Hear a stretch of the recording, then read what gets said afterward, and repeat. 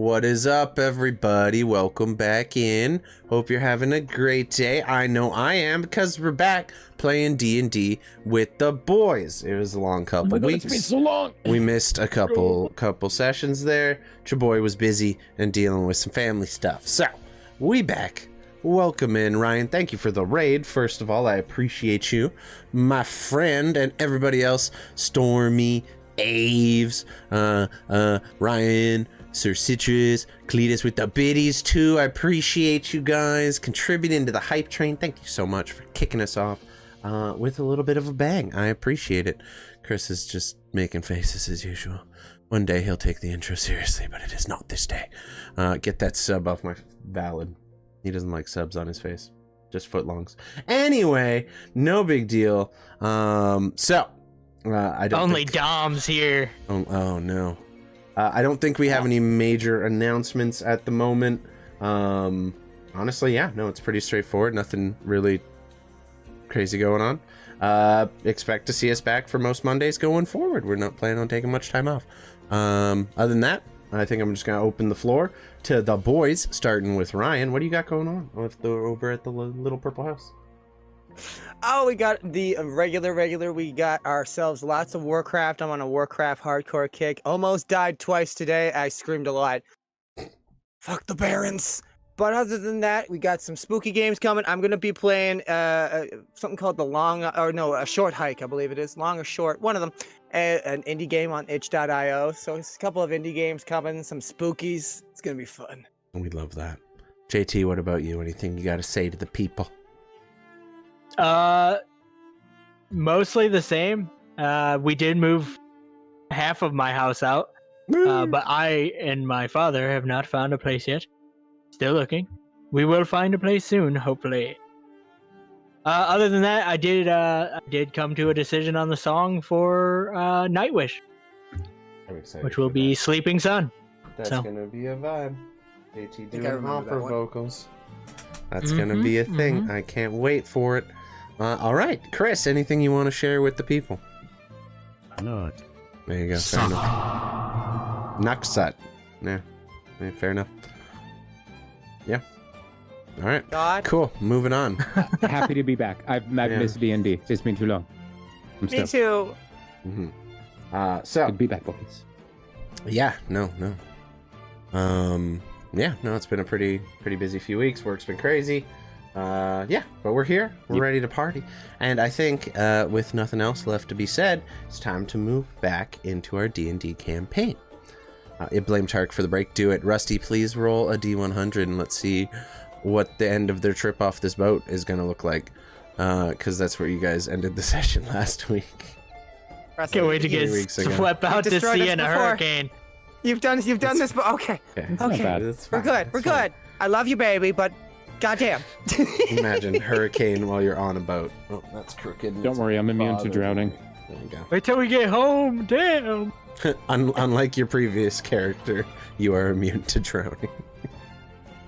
Oh, we got hype chests. Let's go. Oh God. I got a little cat. Awesome. Well, to be fair, awesome. Stanny at the end of the campaign was still immune to drowning. This is true. Yeah, he was. Yeah. Okay, that checks out. He was a zombie. Yeah, we're gonna have that one shot eventually. When do I have time anymore? If I worked like a 9 to 5 type situation, it'd be a lot easier. But I work 4 to fucking midnight. So all my friends are working and doing shit during the day, and I'm working till the middle of the fucking night. What the fuck are we gonna do? Nothing. But yeah, either way.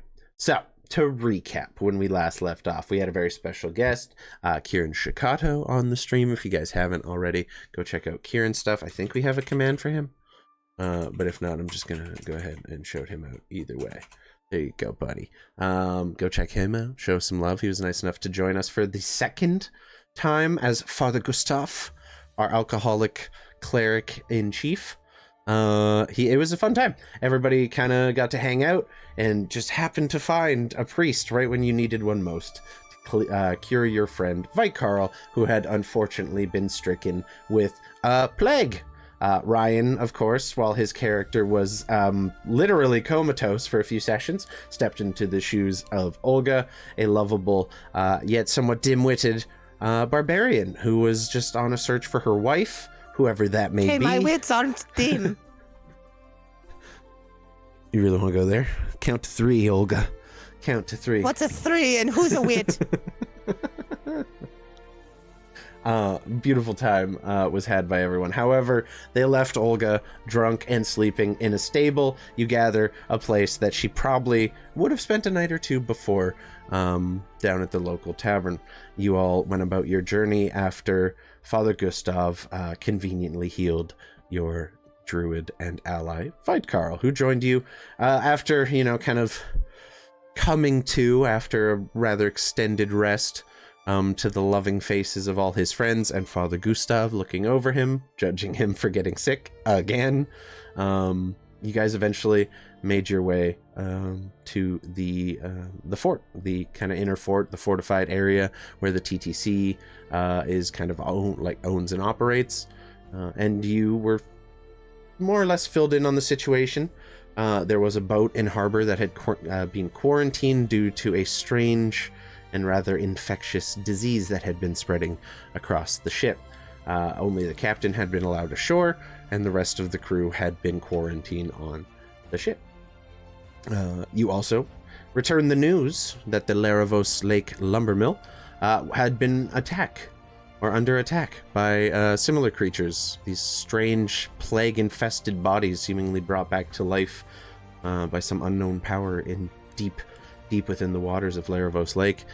And you agreed for a small stipend to make your way onto the ship and clear it out, so to speak, of any creatures that might still be infesting it, and hoping perhaps to save the members of the crew who are infected but not yet perished. With the help of Father Gustav and your new navigator Dusty, seemingly having officially taken his position at the company, with some skill for navigation and help from the cleric, you made your way out to the trade company ship Vyros, and made your way aboard. Or Vyron, my bad. And made your way aboard. You found the top deck empty and the doors to the main deck or the middle deck sealed up tight, and heard nothing, just silence from down below. You eventually opened it up and had a look around, and it seemed all was quiet on the ship.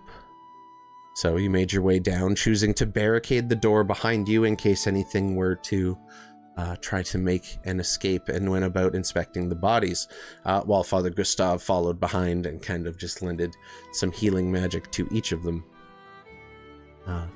Eventually, you realized you were not entirely alone, and there was far more than just dead and soon-to-be-dead crewmen aboard, as you were attacked by a number of creatures that you're beginning to grow somewhat familiar with. A pair of drowned began lashing out at you, stabbing from within the shadows, having looked just like bodies before, and then turning their blades upon you. However, this time, you managed to avoid the worst of the attacks, and no one was stricken with the blue rot, the plague that had so infected Vykarl. Though there was a brief scare as Violet was hit by one of those creatures, and was a slight concern for a bit there that the infection may have spread to her, but I'm not that cruel. I wouldn't do that. We draw the line at humanoids, people. And together, the rest of you kind of went about your day clearing the ship. Father Gustav is kind of staying behind, tending to each of the wounded who at this point were cured of the disease but were still too tired, sick, and weary to really move, and he's kind of just going about his business doing that. And in a not a rare fashion for Father Gustav, you've seen him work before, you've seen him help your friend and otherwise cure individuals, but he seems very focused, very singularly focused at this point. He's just tending to each of the individuals who are still lying in the hammocks, recovering from everything that had just occurred to them. And the three of you find yourself otherwise unoccupied on the T.T.S. Vyron. What would you like to do? Oh, good to account for Rusty's weather check, as you're kind of watching Father Gustav go about his business, tending to the wounded and the sick As he does, you begin to hear just a light rainfall on the deck of the ship above, just a light kind of spattering of rain, which grows into a bit of a heavier, more consistent kind of just falling rain that you've grown somewhat accustomed to. You thank you, Rusty. This is Chris and Patrick fucking camping simulator 9000. It is raining. It will continue to rain every time you do something. Thanks. Yeah, you're welcome. Where the fuck are we, Britain? Chris and Rusty are outside. Immediately starts to rain every time. Anytime it starts to rain, I'm like, oh, Chris or Rusty must be outside. Yeah, they're on a camping trip. He's trying to fish right now. But yeah, you hear this steady rainfall outside. The wind's kind of whistling through the small holes in the grates above you and everything. But it seems to be just a fairly consistent, fairly damp storm out here on the ocean. Kind of this sleety rain. We literally live where they filmed Twilight. Washington. It's just raining always, man. That rainy forest, yeah, always just constantly a little bit foggy. And welcome to the West Coast. Accurate. Say it, Bella. I'm not gonna. I'm not gonna. Fuck you, I'm out. This is weird. You weird. Sorry. Washington managed. Not the fucking Stephen Buscemi emote. I love that thing so much. Sorry. Okay, we'll get back to it. Well, you know what? We should probably head on out before it does get worse. True. Are all of them dead this time? We're sure. 100% hope so. Positive. We should probably gather the people that are the ones that should be dead breathing. Are dead. Okay. He's just holding Fair a cloth enough. on someone's head. Well, go How do ahead. we get them all back to shore? All the alive ones. I will tend to them here. Probably safer, yes. Are you sure? If a hurricane kicks up, you kind of stuck out. True. Safer than trying to transport them in the midst of a storm, I think. Very well. I mean, your drunk god tells you what it will. My god is not drunk, just me. Half the reason we love you, buddy. Likewise. Speaking of, Aw. he reaches back, pops his flask, and has a sip while he's tending to his patients, as you would expect. Hey, babe, welcome in. Love this guy. Yeah, guess there's not really anybody to bring back. Well, you could do me a favor and dump the bodies over the edge. Sure. Do we want that in the water? Still. I mean, it's already in the water, but, like, do we want more of it in the water? The smell is very unpleasant. My the ocean patients is need rather rest. large. It's all right. Let's do that. All right, I'll help with that too, and touch the bodies that were once mostly like me. I hate doing this. Roll me a Constitution save. No, I'm kidding. I'm joking. Oh god. Yeah, Gotcha. I'm gonna like put my thick leather gloves on that I normally use for like leather working and smithing and shit like that, and start shoving shit into my bag of holding that will fit. Okay. And then smart, I just plan on taking it back out once I'm up top.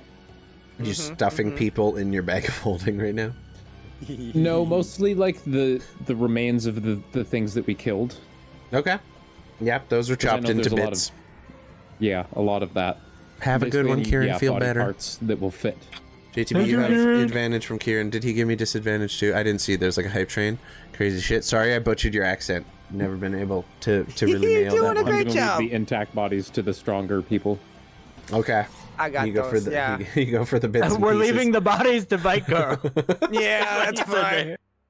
The strong person. There's only one. There's a single As long one. Yes. As long as we got lots of cloth and blankets, we can wrap them all. They all have the pus on them. Oh god. I appreciate that, Kieran. Ropes. Perhaps, Get me ropes. Ugh.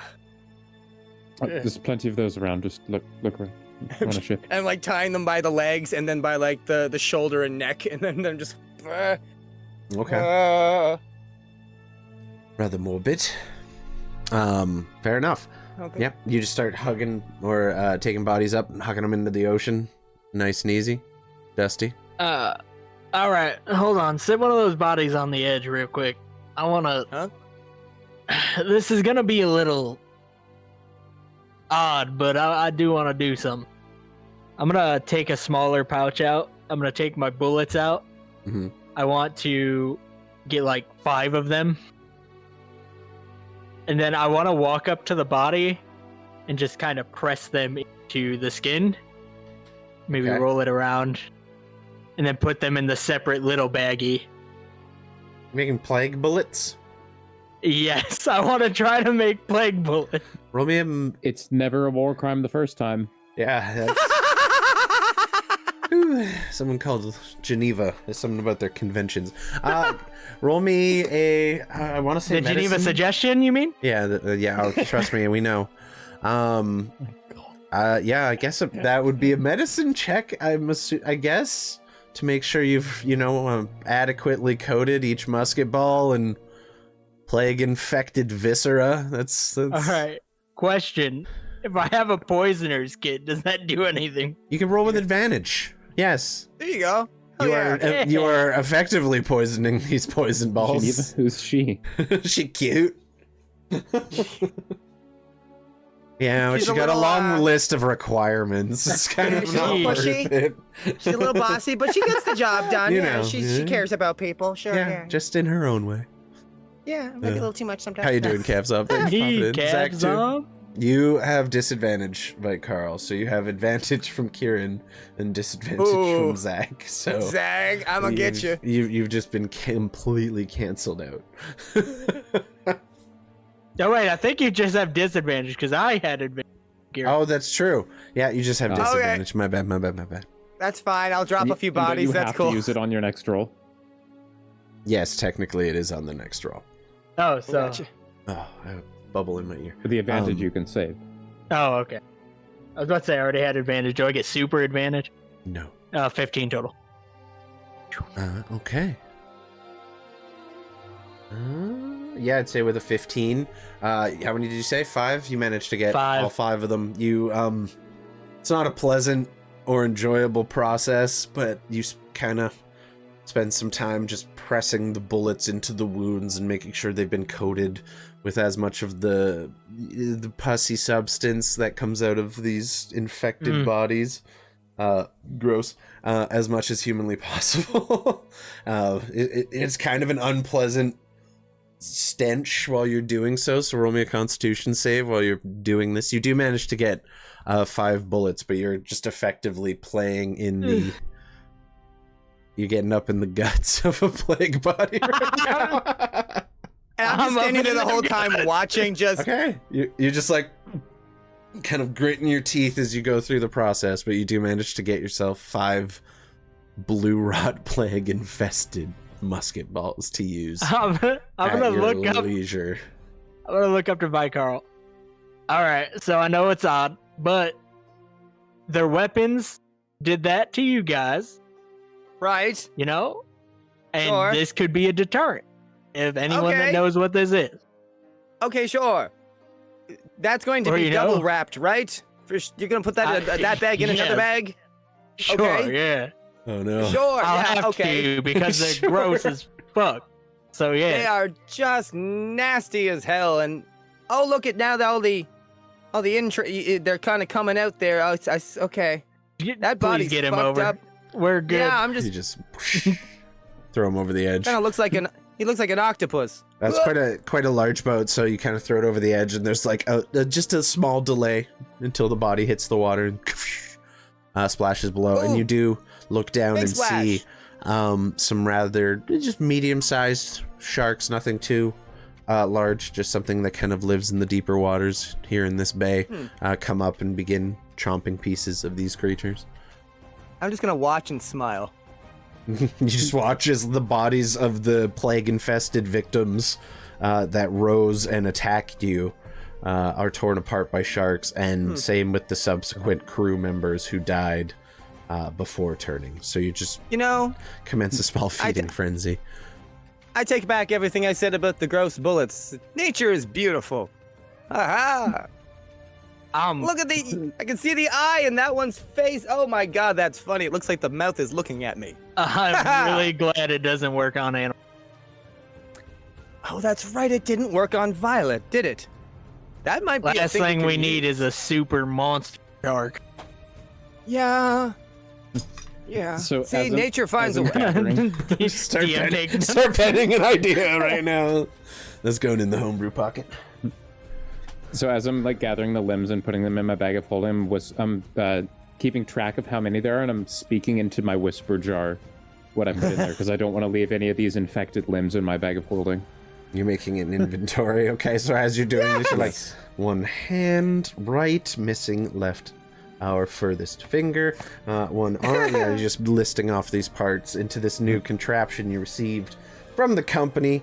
Kind of this strange looking thing with this tube and a small horn at the end that you speak into, that you can just pull out of your sack or your backpack to talk into. And by the end, you have a honest and accurate accounting of the number of human remains currently stashed in your bag. I'm gonna go up and listen to that and think of each one as I'm going into the bag of holding and pull them all out and throw them overboard. Okay. Easily done. You Amazing. do not miss a single piece. You don't leave any rotting, nasty body parts. So you all watch as he goes and sets this strange jar on the edge of the shift and plays it, and you hear left leg. He's kind of holding the horn, but you can kind of hear the voice just kind of echoing ever so slightly under the rain of Xechas himself giving a detailed accounting of his body parts to himself. It's very strange. The jar literally whispers it back. It doesn't say it back how I said it. It whispers it. Oh, that's cool. so creepy! Yeah. Mm-hmm. You're weird. One tiny little arm. One tiny little arm. Exactly. Literally. Are we the bad guys? We're getting awful close, honey. We've saved a lot of people today, I think. We're skirting the line, though, for sure. Dancing on it. A little maramba. Sure, it's fine. Flamenco. You know, just a little bit of a waltz in the line. Got it. Honestly, after the Bilgewater people kind of went tits up, I mean, there's a whole market kind of opened up, you know? I'm just saying, there's a niche we could fill. I'm not taking the place of the Thieves Guild. We could make it better is what I'm saying. Think about it. That's all I'm asking. I'm like dancing. Except that we're not thieves. That's the problem. Well, yeah, exactly. We could do it more like entrepreneurial, you know? We could make it more like a business. He elbows Xechas. Well, not all of us. Anything that's not nailed down is up for grabs. If there's no sign on it, it's not a rule. I won that court case. Whoop. Out in the woods as you were raised? Shorty. Out there in the court? With the Jaguar judge? About to go see him for that atrocity committed against the porcupine. Just wait, your day in court will come. Oh, he served me already. I missed that day. Fucking. What are they gonna do? Send the porcupine police after me? Bring it on! I don't know. I hear they're prickly customers. Wham, wham, wham, wham, wham, wham, wham. All right, guys. I'll see you next Monday. Good night, everybody. I'd like to climb to the top of the tallest mast and jump off onto the deck. Okay. You can do that. You can do that. Aim for the cannon. It'll be quicker. And I'm free. Back first. Aim for the bushes. As you all watch Xechas just unloading the last of these body parts from his bag, you're just standing here in the rain already, pretty soaked just in the time it's taken you to dispose of those bodies. Your boat's still tied off the port side of the ship where you guys left it, and the rain still continuing to just gradually fall over time. I don't know if I mentioned it, but I really fucking hate being wet. So maybe we just, get a move on. I mean, if we can trust anyone that everything's dead that needs to be and that they're safe, it's definitely that drunk old bastard down there. I mean, even if they were a zombie, I feel like they'd be okay. He's got it well handled, I think. I think so. And I mean, if anything attacks him, well, his drunk god's got him covered. Are you talking about me like I'm not here? Oh, hi! Yeah, you could hear that door. I can hear wide you. Open, isn't it? Mm-hmm. Yeah, sure it is, isn't it? Yep. Thought the rain maybe would have dulled it out a little bit, but it's really just a sprinkle, isn't it? Mm-hmm. Remember when I said my patients need rest? Yeah. And quiet? Yeah. I don't have that setting, you see. Oh. Yeah. You could, I'm probably gonna leave. You just see a gauntleted hand reach up and pull the door closed. Fair! Ha ha! Ha ha! Do you want us to bolt it again? I'm No, 'cause then tempted. he wouldn't be able to escape.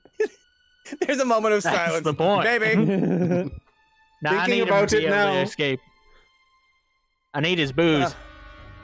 Oh, yeah, that's true. And let's be real, I'll probably fall down again soon, but... Alright.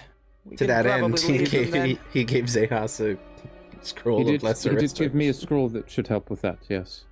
Oh, good! Oh, he probably... Yeah, you know what? I can't even be offended. He's just looking out for what's probably going to happen. Okay. And We if can worse leave. comes to worse, I've been working on something that could very easily transport, well, any one of us.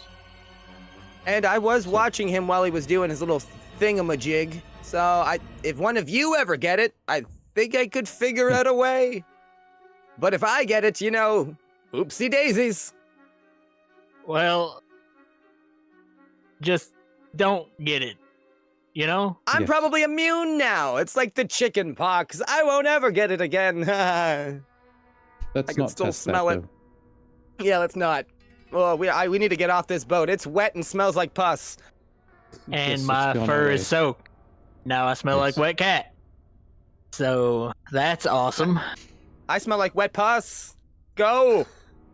One of you You know smells what? like You're wet right. pus, You got the it other worse. Smells like wet puss. Anyway, I'm out. Hey! Good I one, that didn't was want to right there. make that joke. I didn't want to It's do been it. hanging there for so long, dude. It's just been dangling right in front of my face. Wet pus. Quit. It's so wet. Quit. Quit. Quit. Cool whip. So we think how much more unhinged these streams got after the last campaign ended. Yep. Bunch of fucking degens, alright? God damn. Wild. Alright. So, you guys are planning to leave this vessel because of the odor and the general crankiness of the denizens downstairs. So, Yes. The general crankiness of the cat upstairs. that too. You make your way over, you find your small rowboat already beginning to fill with a small amount of water, but nothing to be completely alarmed of at this point. But you gather you'd probably want to get it to shore pretty quick.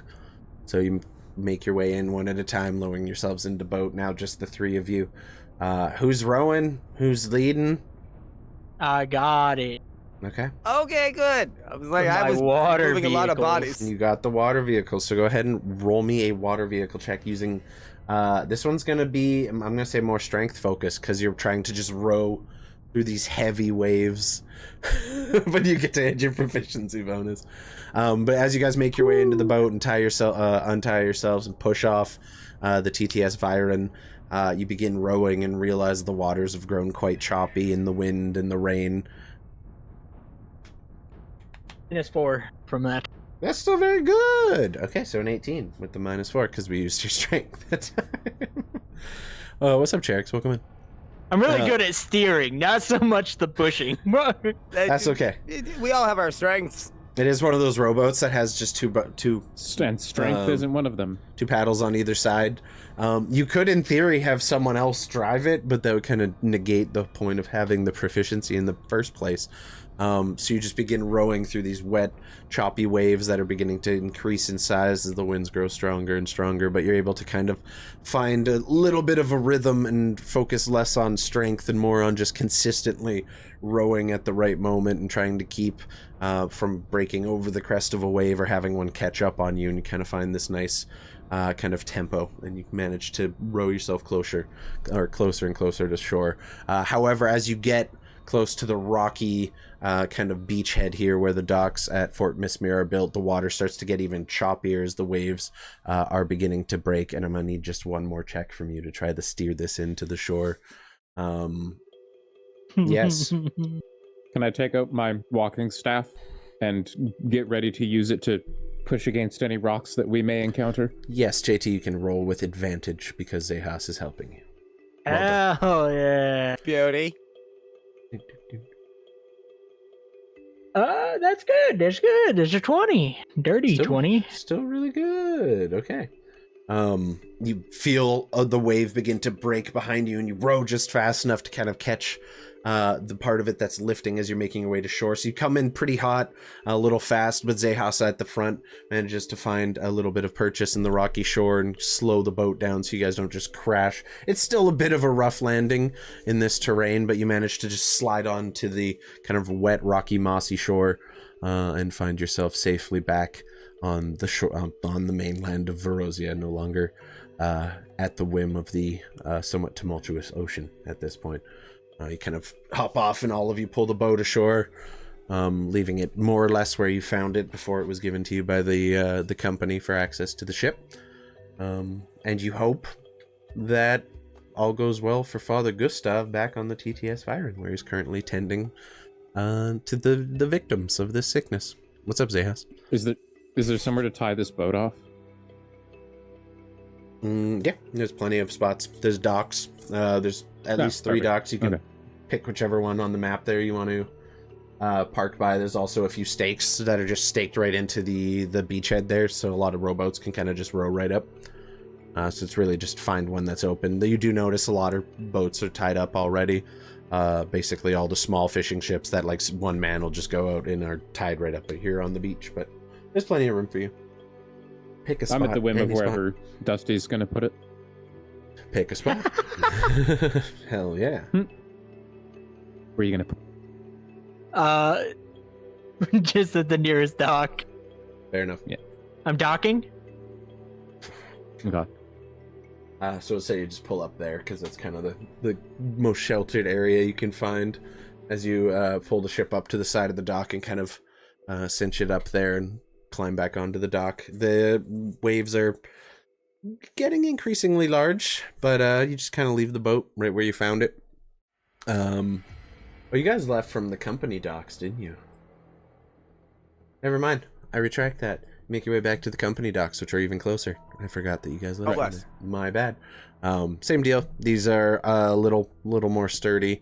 There's a little more space for you guys to park your boats because the beach itself is not as busy, of course, being a private pier. And yeah, make your way onto the rocky shores. The waves are just crashing behind you. You see the fort is kind of closed up. A lot of the windows in the mansion have been closed. The guard towers are, you just see thin slits of light that it appears they're keeping watch through to keep the worst of the wind and the rain out.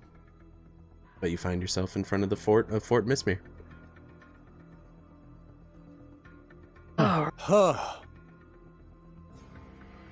to be back on the land. Mm-hmm.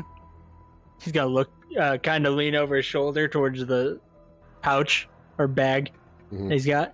He's just going to say in Draconic, "You're so goddamn lucky that you get to hide in that thing. I'm so tired of this water."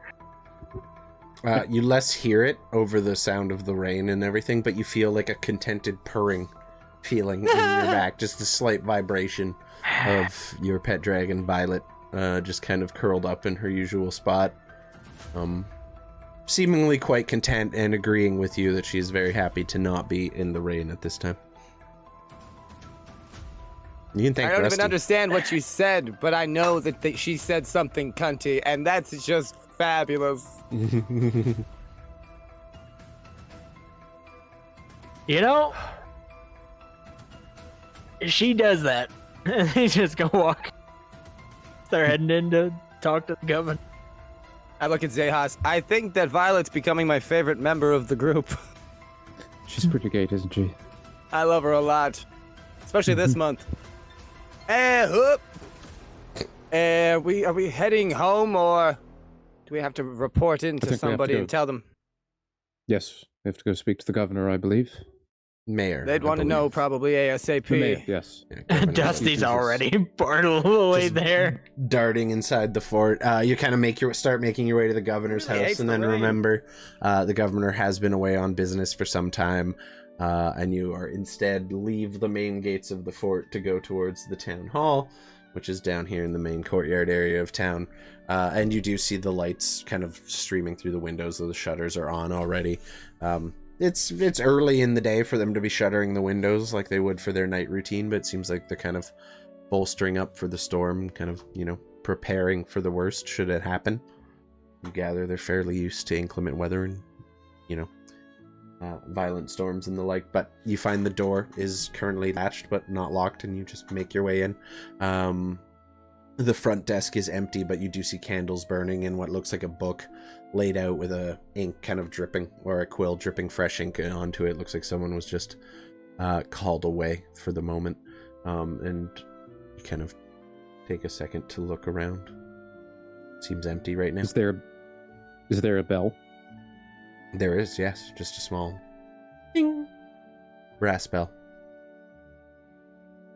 I'll move my way up towards the desk, and just before we get a ding, I just want to see if I can see the last thing that was written on that book. Just the last word. Okay. Roll me a perception check. Gotcha. Whoop. Sometimes they wear a buff. That is the end of the not heroes. Heroes work late. It went off a 20 to a frickin' 2. Okay.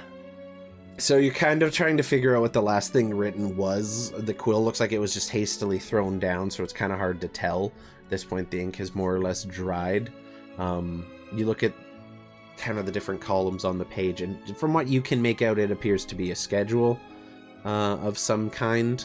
Can't tell the most recent appointment that was put on it, but you can tell that the next one was scheduled for this afternoon, and it simply says... Execution, Thorin Glam. You remember him as the owner of the boarding house where the Thieves Guild was hiding out in the basement of. Dusty? It's time. Snack King. It is time. Instead of ringing the bell, I would like to originate the sound of a bell with thaumaturgy from the bell. At the same time you do that, a spectral hand appears above the bell and actually rings it. We're just looking. We're just whipping out our cantrips now, boys. Yep. Okay. Look how big my cantrip is. Everyone got new cantrips. All right. I've been wanting to try this. So Xechas, as you reach out and then cast your mage hand, and this small blue spectral hand appears and goes to smack the bell. Dusty used that opportunity to trigger your effect as well, and instead of this kind of soft, gentle bell sound, you get this almost louder, somewhat more resonant, just that kind of harmonizes. I back away from the desk and just echoes through the place. You see the mayor himself kind of open his office door, which is not far behind the desk, and look out. The mage hand to mute the bell. Hello. What the hell is going on? Great My question. apologies, that was much more intrusive than I meant it to be. It was cool though. It was quite loud. Why would you do that, Xechas? Come on now. Where's your holy man? I believe he left with you. Did things not end well? Still on the boat, actually, making sure, keeping things. There's a few survivors, actually. Oh, surprising. Yeah. This actually went a little bit better than we anticipated. True. There were many fatalities, as you might anticipate, but yes, many survivors as well. Father Gustav is tending to them. I trust you disposed of the bodies then. Oh, yes. The shock fruit now, yes. Perfect. Yeah. We also found out that animals don't seem to be affected by this. That is good news. We had more or less figured as such. Generally, these things don't tend to jump species quite so readily, and if it had, then we would be, well, in a lot more trouble than we are. Yeah, more so for ease of mind. Well, we are a little, as you can see, rather busy at the moment with the storm and making sure the city is safe, but I will ensure that your reward is sent to your place of residence with, of course, your usual tax to the company already deducted from the sum. Yeah, of course. This is just like a kind of crooked smile that spreads across his face as he talks about taking his cut. I will inform the captain of the Vyron that you have completed this task, and I'm sure he will see fit to perhaps toss in a little something extra as well, from which, of course, the company will be taking its standard cut. Sure, yes. sure. Yes. Good. It will be at your residence either tonight or in the morning, depending how the storm continues. Sure. That's fine. No rush. Please don't send anyone out in the storm. We wouldn't want anyone unless it's a lot of money, in which case, it'd be fine. We could give them a big tip. I'm just kidding. I can I'm assure not. you, it will be a sizable sum. And his tip will be taken from that sum as well, along with our mandatory cut, of course. Yeah. Anyway, we just need to get a lot of this off of us, of course. There's a few things that dripped on most of us. If you don't mind, if we can... is there anything else that we can help you with, though, before we go? We don't want to have to fight the bids for any other big jobs like this one. This was a doozy. This was good. This is a great one. Well, if you're interested, we could use some help just going about the town and ensuring the townsfolk are well prepared for the storm should it last longer than expected. Just check in on some of the folks, and we will consider it a personal favor. I would do it myself, but I have rather important piece of business this afternoon. We're putting the last period on the story of the bilge here in the city. Understandable. I'd be happy to help. Look at the other two. Good. Yeah, we can do that on our way back home and prepare for heading back to the mill. Take care of that problem we mentioned last time. Yes. Sure. That is, of course, a pressing matter. I am sure, though. He looks kind of out to the window, the kind of high circular window at the front of Town Hall. He sees the rain falling heavily on it. Would perhaps wait until the storm has passed. You were away some time, and I'm sure it was quite the journey. Bad luck to travel in a storm and all. Yes, but that will be our next matter of business. We'll Good. Into that. I'm sure the Laravos Lake Lumber Company would be very happy for your assistance. But for As now, always, happy to give it. board up your windows as usual, and make sure you have all the supplies you need in case things take a turn for the worst. Yes, we'll do. Very well. Thank you for your time. Thank you for your timely assistance. If there anything else comes across my desk, I will be sure to let you know. And do feel free to stick around for the execution. It is sure to be quite the affair. Sends a very clear message to anyone that would step in the way of the company.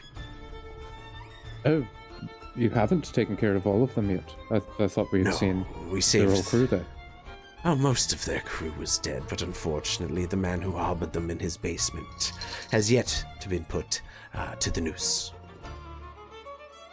My understanding, he was taking a sizable cut for his involvement as well. His building has been seized and shall be made into company property, and he shall hang by the neck for his infractions against us. We'll consider attending. Thank you. Please do. Are you having this out in the rain? Of course. I will be heading home. Fair enough. Xechas stifles a chuckle.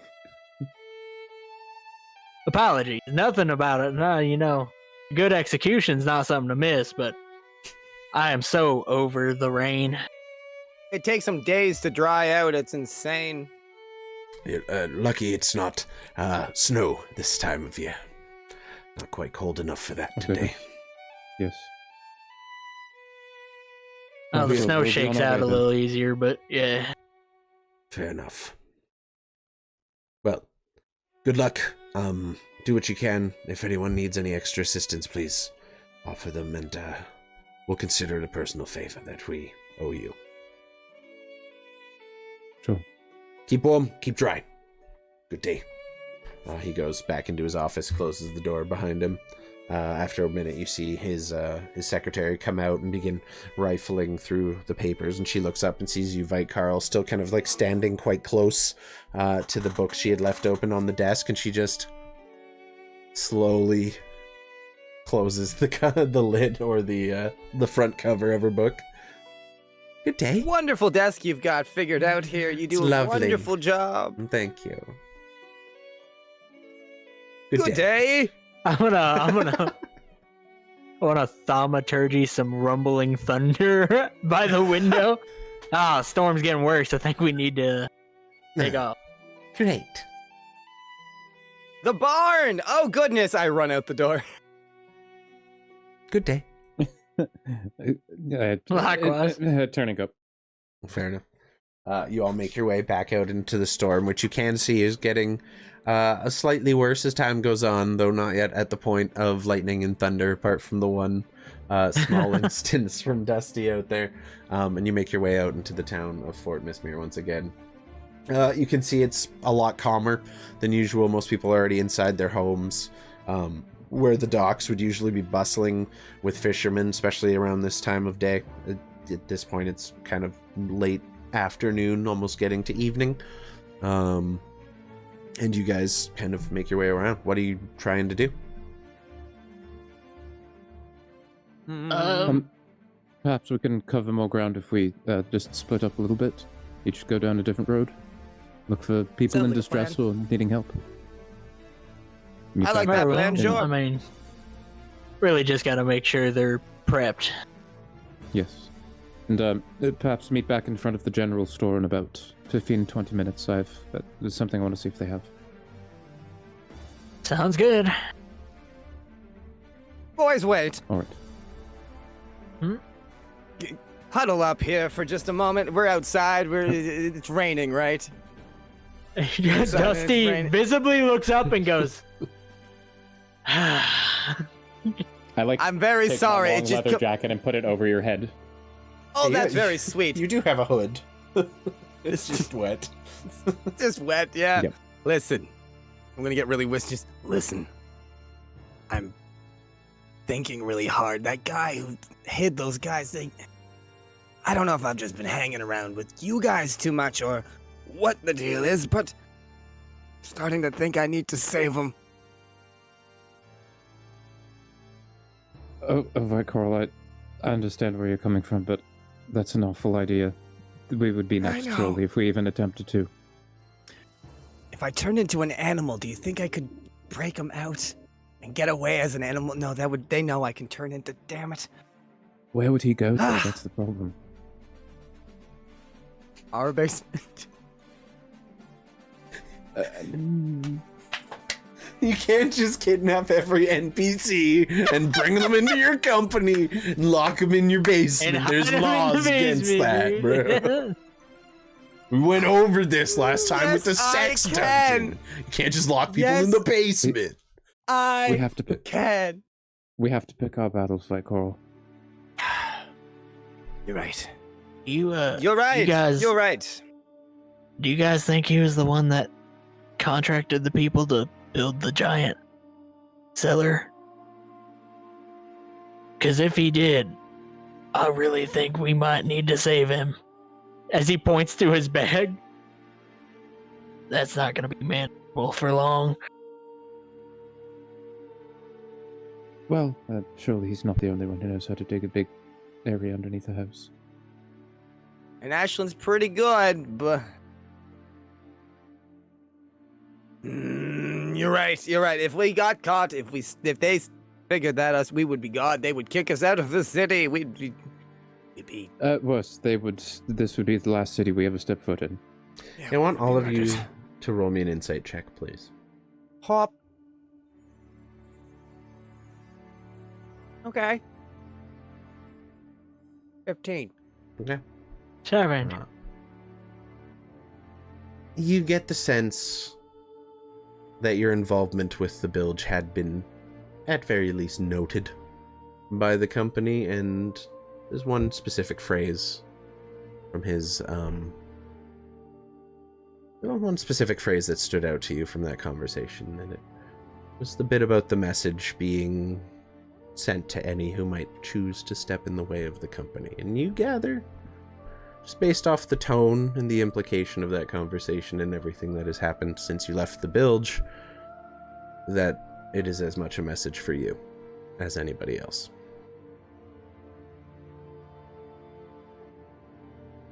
Well, while it would be great, albeit if he is the guy that contracted the ones, I really think that would be super helpful. But you're right, there are other people we can figure out. Clearly they know we had hands in with them, but I don't think they got much past that. So they're definitely trying to, scare tactic us. Right. Yes, and unfortunately it's working. I mean, listen, if I had my way, we would already be out of here, but we can't leave Saul's stuff. Right. Of No. course. We could go to free country. Be gone. It'd be hard to get there. But Maybe someday. We could get there, and we'll take over there too. It'll be awesome. That's the long game, though. Right. We have to play the cards we've been dealt now, and to be honest, we're not in a bad situation. We I think do we'd have be them in our kind best of interest to eating not out of make our it worse hand. right now. well, if True. anything, they've gave us a slap on the paw with this warning. But yeah. You see your version of that saying, "Take a sec to click in Xechas's head." You hear a whirring sound. Whenever you open a really, really hard program on a computer. Me when I level up in Baldur's Gate. Literally everything. Yeah. Hi, little bud. Okay. Yes. I'll be honest.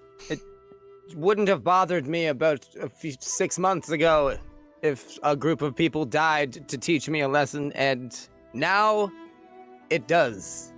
And I blame you two for that. You've given me morals, and I hate you for it. I just made plague bullets. How did I give you moral? I know! Somehow, though, you did it! You crafty kitty. Speaking of... I don't know if you know this or not, Xechas, but I made plague bullets. Oh, that's what you were doing. Yeah. Makes sense. Xechas seems unfazed. My Carl's just... Every time you say plague bullet, it just gets a little more... Listen, that shit was potent, and it needs to be harnessed for Arbor. Right. Yeah, I can see how that would absolutely get It's weaponized in the right way. What's downrange when you shoot them? Sure, yeah. I'm pretty sure I'm immune to it. Ha ha ha ha. I'm not. I don't know if this particular one works like that. I might even be more susceptible, actually, to it. I think it's gonna get me again. That's why I'm afraid to smell it too much. Right, okay, well, let's go through and see if anyone needs help, and then meet up at the general store. No, unfortunately, I don't think we can. I will be going. Did they say the execution was happening now? I think they said it was happening very soon. I'm gonna hang around there. I think for Dusty's purpose, we should get going after this. Y'all go. At the very least, I feel like I need to see this man's final moments. If it's because of us, he's dying. He did a lot of other things too, but you know. All right, here. It isn't just because of us. Right. Here. Dusty's gonna get real close to Vyron. Hello. And he's gonna open your coat. He's gonna wrap himself in the coat and tuck it over him. Let's go watch a fucking execution, I guess, after this. Okay. Stay here. You just gotta do not be moving your coat around. I'm wet enough as it is. I open up the other side. Xechas! I'm quite all right. Oh, good. Okay. I don't mind it at all. Whoop. You're like, well, let's 2 feet taller than me, so this works. It does work, doesn't that? You're a warm, wet cat. All right, let's go. Don't pet me. I won't. A hand was like going down. Just I won't. All right. Start petting myself. How about you two go south and I'll go east to see if anybody needs help, and then instead of meeting at the general store, we'll meet at the execution square, I guess. Meet at the execution square. Ugh. This is a morbid town. Let's go. Okay. Yep. So, Xechas, you're heading to the east from Town Hall, so kind of over this way towards the lumber mill? Yeah, more or less. What are you doing, little buddy? Okay, you're so Yo, boy. cute. You're so cute. Cheddar. He's so cute. I want to get him, but he's sleeping so sweet. I don't want to wake him up. I'll take a loop through, like, up here-ish, Okay. and then, like, across to the north side, and then down towards the lumber mill. Okay. Meanwhile, Dusty and Vyron kind of head to the other end, kind of the southwest end of town. Say I'll hit like these to here. Fair. So Xechas, we'll do you first. You kind of make your way away from the town hall, past the fountain, and the Rotten Timber Tavern, where you guys tend to stay when you're sleeping in town here. The boards have already been sealed up on the windows. You see a sign on the outside that says closed during the storm, and it appears to be mostly barred up, as far as you can tell. You continue along that path, kind of making your way from house to house. I want you to roll me a perception check, please.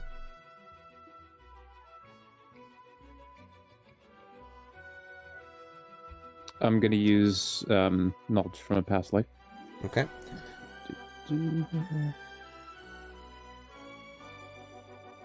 11. Just pushes it above 10.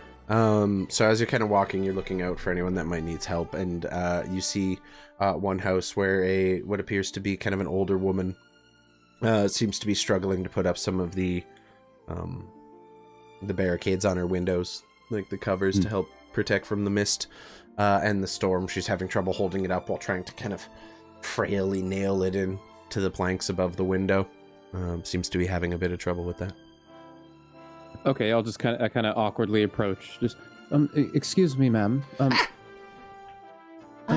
don't mean to startle you. I'm sorry. Sorry, I was focused. What It's all right. Can I help you? No, I was actually wondering if I could help you. It looks like that's quite a tall task. It's a little heavy, but my husband used to do it, and he's Oh. He's Sorry gone. to hear that. Yeah, please. She kind of holds the hammer out to you, and as you take it, she kind of holds the window, like the planks over the window in the spot she needs them nailed. Holds out a nail to you as well. Thank you. I have a little bit of help that I'm gonna summon up, and I'm gonna summon my mage hand. I'm gonna get it to also help hold the boards while I put the nails in. She's like holding in as the mage hand kind of goes over and puts pressure on it. She's just like, oh, it's good. I can give my old fingers a rest. Oh yes. If you'd like to, it is quite unpleasant outside. If you'd like to have a rest inside, I'd be more than happy to do this for you. Are you sure, young man? Yes, of course. Oh, what a fine lad!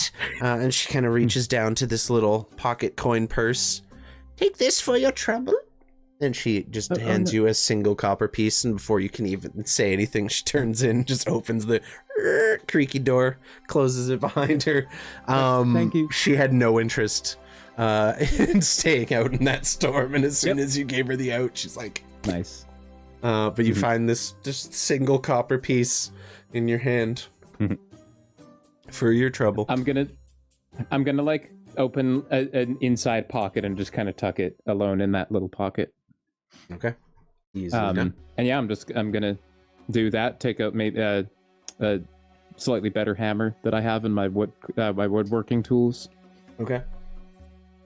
And yeah, I'm gonna board this woman's windows up for her. Very easy. Not really a check required for that. You are a skilled craftsman and artificer. Hammering a board is pretty standard. And I've especially to hold them now. Especially after helping rebuild the house too. You're kind of you all have a little bit of a hand in some finer carpentry. Yep. So you managed to board up the window as effectively as you can with the materials provided. You even look around, a couple extra planks, managing to find them and kind of reinforce them a little bit. Get the other window done as well, and it seems like as you kind of just do a quick inspection around the house, it seems like you've got it all sealed up. And you continue. If there's any like cracked boards or anything, I'll hit them with a little bit of mending as well. Sure. You just do a little bit of home repair as you're making your way around. Just a couple little cracks, a couple little boards that have begun to kind of rot and to kind of cracked in at places, easily fixed. And as you finish your lap around the house, you make your way back around, continuing to look, and you see the Fort Mistmere lodging house where Dennis or Thor and Gleb used to live, and the Thieves Guild, and you see it has been not destroyed per se, but you can definitely tell there was some kind of engagement that might have happened here. A number of the windows on the ground floor have been broken, same with the two on the top floor that we're overlooking, and you see what appears to be just lines, like just clusters of musket fire, as if someone was firing volleys of gunshot into the house. Looking around, you see evidence of similar gunfire.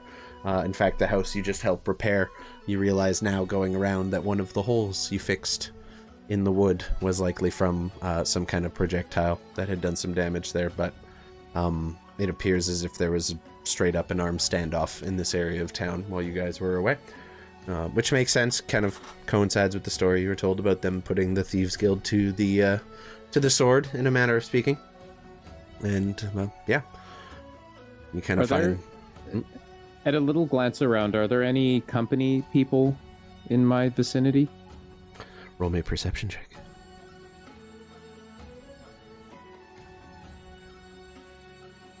You're so cute! You don't see shit. Oh, perfect. Rusty, go ahead and roll me a weather check, please. D100. This might line up with the perception check. Really nice. Rusty! Oh, baby. Yep. Oh, baby.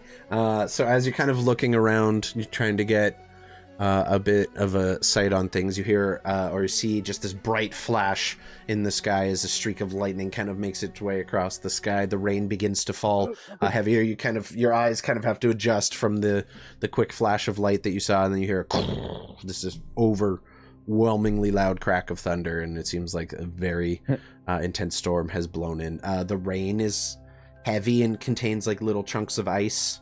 That's this kind of like semi-rainish sleet-like substance. The wind picks up and it's blowing across your vision at a pretty steep angle, as opposed to the kind of gradual downfall from before. I don't know if it's going to do anything, but I'm going to... First, after the lightning flash, I instinctively cover all my metal bits in my jacket. And then I don't know if it's going to do anything, but I'm going to activate my full armor. Just in case any particularly nasty bits of ice hit me in the eye or some shit. Okay. You activate your armor. So in this kind of dark, stormish weather, this ambient glow begins to radiate off of the magical seams and stitching in your jacket, creating these kind of patterns of light. I'll say roll me another perception check, please. Sure. See if you get the anything. Same number. Love that. Yeah, you don't see anything. Nothing. Cool. After the flash of lightning, when your eyes readjust, you take a second to look around even further to see if anyone is in the vicinity, and you don't see anything. And with that, all right. You kind of continue around, making your way back towards the execution square. You did say you wanted to stop at the general store, but we will get to that after we spend some time with the boys. Yeah, I just want to buy umbrellas. Fair enough. I love you so Fair much. enough. We will get back to that. Love that. So, Dusty and Vyron, at this point, you guys are kind of a package deal as Dusty's wrapped himself up in the coat, so the two of you just making your way down the street together. About 10 minutes go by as you're looking around trying to see if there's anyone who needs your assistance, and then you two see this bright flash of lightning in the sky and this resounding of thunder kind of emanating from the location. The rain begins to grow into like a sleet-like substance, and the wind blows it almost horizontally across your vision at some points. The storm seems to be worsening by the day. God damn it! Sorry. Just inside the coat. What's up, Zach? Welcome in. Oh, hey Zach, I love you. I need you guys to roll me a perception check at disadvantage, Dusty, because you're in the coat, and for invite Carl because the storm is obscuring your vision quite heavily at this point. 13. Okay. All right, with a 10 and a 13, you both manage to, with relative ease, make your way through the storm, staying on the road and trying to look out for anyone that might need some assistance. And you do eventually see there's quite a commotion happening over by the lumber mill as you're kind of looping down that southern road there. It looks like one of the cranes has kind of begun to blow over, and there's a bundle of logs tied to it that are now swaying kind of dangerously. It's not a tall crane, it's only about like 10 feet tall. It's basically to get the logs out of the river and onto dry land or onto ships as needed and stuff like that. It is kind of beginning to lean a little precipitously to one side, and some of the lumber workers are going over, kind of affixing ropes, trying to right it and pull it back the right direction and try to at least do what they can to stop the worst of the damage, at least long enough to get the load of logs currently held in its held up by its structure. Seems to be quite the panic going on. I'm going to take off my coat with him still in it and just kind of like, hurry up, you stay here, darling.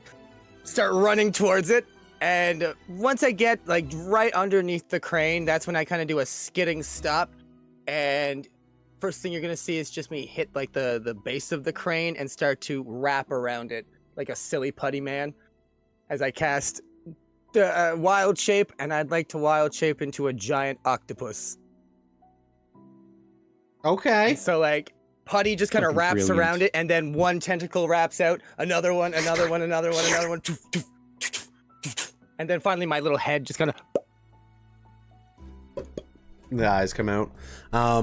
Dusty, you're watching all this from the comfort of the coat as Vyron, just in his normal clothing, just running through this terrible storm towards these lumber workers who are terrified when they see a man beginning to stretch around the base of the crane and then turn into a giant octopus with tentacles wrapped around the four legs of the crane, kind of holding it and pulling it in place.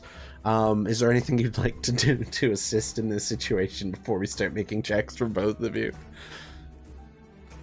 Said they're trying to get the wood down, right? Mm-hmm. The area that it's swaying over, is it clear, or are there things that are in the way? It looks like they were making a stack of lumber, or a stack of logs kind of on top of it. So there's about a half stack of logs kind of already placed in that location, and it looks like they're trying to keep the logs in place enough to lower it safely and land them into the pile. But other than that, it's fairly open. There's just a pile of lumber there that they're trying to complete. Okay, so I'm just gonna tell you what I'm thinking here, and you tell me how well it would go for me. I want to pull my flintlock out and aim at where the logs are being held onto. Okay. And just fire it so they get down quickly, but I need to tell everybody to move first, because I don't want people under it when you shoot the thing. Yes. Yeah. Fair. So with the storm, I would probably cast Thaumaturgy to be like, all right, you fuckers, get out the way. Okay. I love that. So, awesome. Amazing. With Octopus Carl, Puss Carl, I hate that I said that. Never saying that again. Currently wrapped around this kind of fairly small crane. It's not overly large, like I said. Trying to write that. I'm going to need a just strength check from the octopus with advantage because you're an octopus. Gotcha. And I think that's cool. That was an awesome idea. So you get inspiration advantage from that. Then Dusty. Vite Carl stomach comes out his mouth. True. Dusty, as you're kind of watching that all unfurl, this kind of strange and off-putting sight. There you go. You cast Thaumaturgy, and you see... currently, they're almost like standing under the pile trying to catch it as it's lowering down, but the rocking of the crane is causing the wood to go out of their reach at times. And then as the crane steadies, the logs themselves are still just blowing in the wind. So you yell using Thaumaturgy to project your voice, and warn them all to run. And you see the lumber workers all look around confused at each other and see you pulling out your flintlock.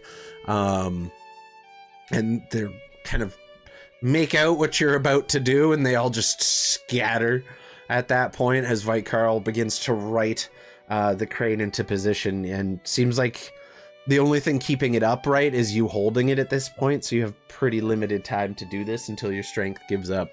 But in that time, are you using your pistol or your musket? Yeah, so because I'm under the coat, I was just gonna pull out the pistol and aim it like from underneath the fucking thing. Just full Western, like, quick draw style from the inside. Okay. Try to mitigate the amount of water that got on it. Okay. Yeah, as it was already a little damp from traveling with you, in the time you pull this little gun out and just stick it through the small visual hole you've made for yourself, kind of holding it between the fabric to make sure it doesn't get too wet. The inclement weather misfire score would still be a thing, so whatever the misfire score is, just add one more to that or double it, and that's the range. I think it's a 1 on the pistol. Yeah, I believe it's 1 or 2 in 2 in inclement weather. Perfect. Okay, so yeah, misfire score 2. Go ahead and roll your attack. I'm gonna use my advantage. Yes, it's also a called shot on a very small target in the wind and rain. So that would normally be disadvantage, but if you're using your advantage, it's just a straight roll. Just a straight roll, got it. You're trying to hit a rope, or like a fairly thick rope dangling and swinging in the... Fuck. Okay. Vite Carl, as you're holding this tower in place, you feel it creaking and giving as the logs themselves are shifting. Dusty, raise your pistol, kind of looking through this hole you've made yourself in Vite Carl's obscenely large fur coat. And you wait for your moment and kind of judge the wind and the rain and wait for just a slight lull in the wind and fire your shot. Vite Carl, to you just see a plume of smoke pouring out of your brand new jacket, like it's just been set on fire by something, and the loud resounding crack that comes from Dusty firing one of his weapons, and you hear the sound of something. Then nothing. The logs continue to sway in the wind, and then you hear the sound of bindings of rope just beginning to undo, this creaking sound as the wood twists and bends this soaking wet piece of rope, and then all of a sudden it all just comes crashing down onto the lumber pile below. We're gonna roll percentile for this one, because this is like what percentage of it actually lands on the pile versus on the ground. Let's see. Okay. as you watch the logs all begin crashing down onto the lumber pile that was made. And a number of them do roll off. You manage to get a quarter to kind of stay and level a base. So it looks like they're going to have to move a decent amount of wood, one log at a time, to complete this pile manually, but it's a hell of a lot better than having to deal with the crane situation. Vyron, at this point, I need you to roll me another strength check just to hold this tower in place. Aries with the raid. Let's go, buddy. Baby! Thank you so much. We are just running some D&D. Welcome in, everybody. I'm Rusty. These are my friends. We're playing some D&D. If you've never been by the channel before, this is what we do every single Monday night. It's about all we do on the channel these days, and we're currently just helping some citizens in the middle of a storm. It's been a pretty exciting day. Thank you so much for the raid. I hope Subnautica was good to you. I, for one, have never given that one a try. I would really like to, because I love the sea, and it seems terrifying. I kind of want to fuck with it. I kind of want to do it. I really want to do it one day. Scary. Modded Subnautica. What kind of mods did you put in? Tell us all about it while we're playing. Subnautica. D&D. Subnautica. Yours has guns and lasers. Guns. Subnautica America version. I love it. Let's go. All right, I got something for the Raiders. Hell yeah. Oh. Here, this is for you, Raiders. Oh, that was a good one. BT was in a gunfight when the raid happened. Oh no. I appreciate you guys coming in and raiding the channel during our D&D game and keeping the hype up. We're currently trying to save a lumber mill from destruction and are doing reasonably well. That being said, unfortunately, the giant octopus White Carl, or Puss Carl, as we're now calling him in Roll20, I see. You feel the strength in your tentacles beginning to wane as you're trying to hold this kind of small lumberyard crane in place, and you just feel it start to give, the wood beneath you beginning to crack as it's being pried up from the deck it was installed on, and eventually you have no choice but to let go and give up, but you manage to hold on long enough to make sure there's no one underneath it when it begins falling, and the last person kind of dives out of the way just as you let it go, and it tumbles to a crash on top of the lumber pile that JT had helped to add a few logs to. But it appears that through your efforts and quick thinking, you've managed to save most of the workers here from any injury or, God forbid, death that could have occurred in dealing with this storm that has rolled in. Thank you again, Rusty Renegade, for rolling the storm check twice in a row. Storm happened, and then it got worse, and we're here for it. Queen shit. Yep. Dusty would walk up to one of the workers, kind of still, and out from the coat, you would just see some rope come out of the coat. Okay. Need that tomorrow. Someone just grabs it from the coat and kind of looks inside. Just kind of just walks away. They peek and all they hear is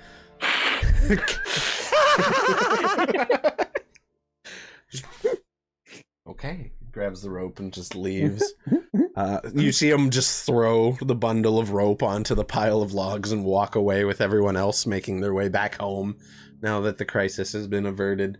And you gather that for the most part you guys have managed to at least help some of the citizenry avoid the worst of the damage from the storm.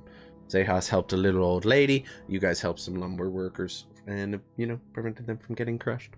And about that time, the 20-minute mark begins to meet. You begin making your way back towards the town square where the kind of the hanging apparatus, I guess we would call it, the gallows, is located. Xechas, while that's happening, they're making their way back. You make your way to the general store, yes? Yes. What's her name? I don't have her name written down. Fuck. It would be Emmy Saltwood, I believe. Yes. I'm gonna go see my favorite wood carver. Yes. Yeah, you make your way in and you find the doors or the windows have all been boarded up, same as you've expected. She is a carpenter, so the work is quite good. No issues with it. The door I knock itself first. is also locked. You hear a voice. Yes. Just a minute. It's all right. No rush. Thank you. We're closed. What do you need? Oh no, it's okay. I was just hoping to get some umbrellas, but if you're closed, it's okay. Oh, what? Shit. You hear some thumping, so the sound of someone crashing into something. As you know, it is quite cluttered in there. You see no light, so you gather that Emmy is just trying to feel her way around through the darkness towards the door. You hear the creaking of nails on the other side of the door, like as it's just being pulled out of the thing. She opens the door. Quite a day for shopping, don't you think? I feel terrible. No, come in. Before the storm takes you away. And quickly come in the door and close it. She closes it and just thump, thump, thump, thump, quickly nails in a couple planks to keep the door closed. Shakes the... It's like in the Hateful Eight. I need to do two. One won't do it. Yeah, basically. She nails the door closed. Brushes the rain off of herself. So what can I do for you? What do you need? Umbrellas? Yes, I was just hoping to get 3 if you have them. Sure. Don't know how good they'll do in the storm, but you could try. No, it's mostly just for, lighter rain like it was before. Future it just got much worse. usage. It's quite the storm we got rolling in, but it's okay. 3 umbrellas. Do you have a light? Do you happen to have one that's... Oh, yes, goodness. I'll pull out just random shit that I have. I'll pull out my hammer, may turn it into light. Here you go. I was thinking more along the lines of like a torch or a lantern, but glowing glowing hammer works. It's fine. I can make more glowing things. Shine it over here. She kind of directs you to just hold it in a general direction. As she just begins shuffling through this hoard of stuff she has in her general store / carpenter shop, eventually kind of throwing stuff out, pulling out this kind of wicker basket with a number of just very basic looking umbrellas in there of varying color. From the light you can see one appears to be like a dark purple, one appears to be kind of just a simple white cloth. Similar to what tents would have been made out of, kind of hardy, and definitely appears like treated enough to withstand a decent amount of rain. And then there's one that is just a rainbow of colors. So there's 3 in total? Yes.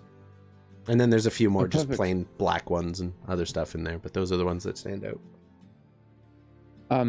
Yeah, Xechas definitely picks out those 3 interesting ones. Kayla just gave Dusty disadvantage. Thanks, babe. Oh. Are either of the purple or rainbow one in any kind of dishevelment or disrepair? No, the rainbow one is spectacular. Oh, perfect. Fantastic. Yes, I'll take pull those 3 up, but these ones if you don't mind. The purple, the white, and the rainbow? Yes. Okay. You kind of pull those out and you're standing with this variety of flags now, or of umbrellas. Ready to use. Given the state of the storm, I will say just 6 silver pieces. Oh, people don't buy a lot of umbrellas around these parts. No, that's fair. And he's just going to pull out a gold. I don't think I have anything smaller. Please, it's all right.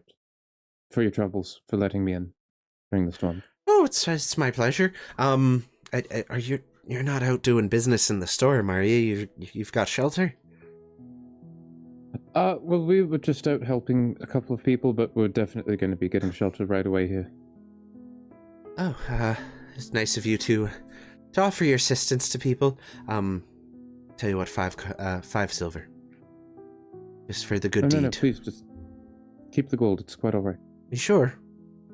Yes, I insist. I'm not going to say no to that. She just grabs it, puts it in her pocket. Do you mind holding the light until I...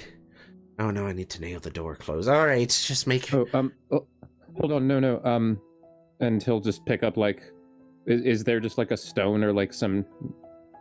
Like, a gemstone of some kind that looks non-precious or something that I can take?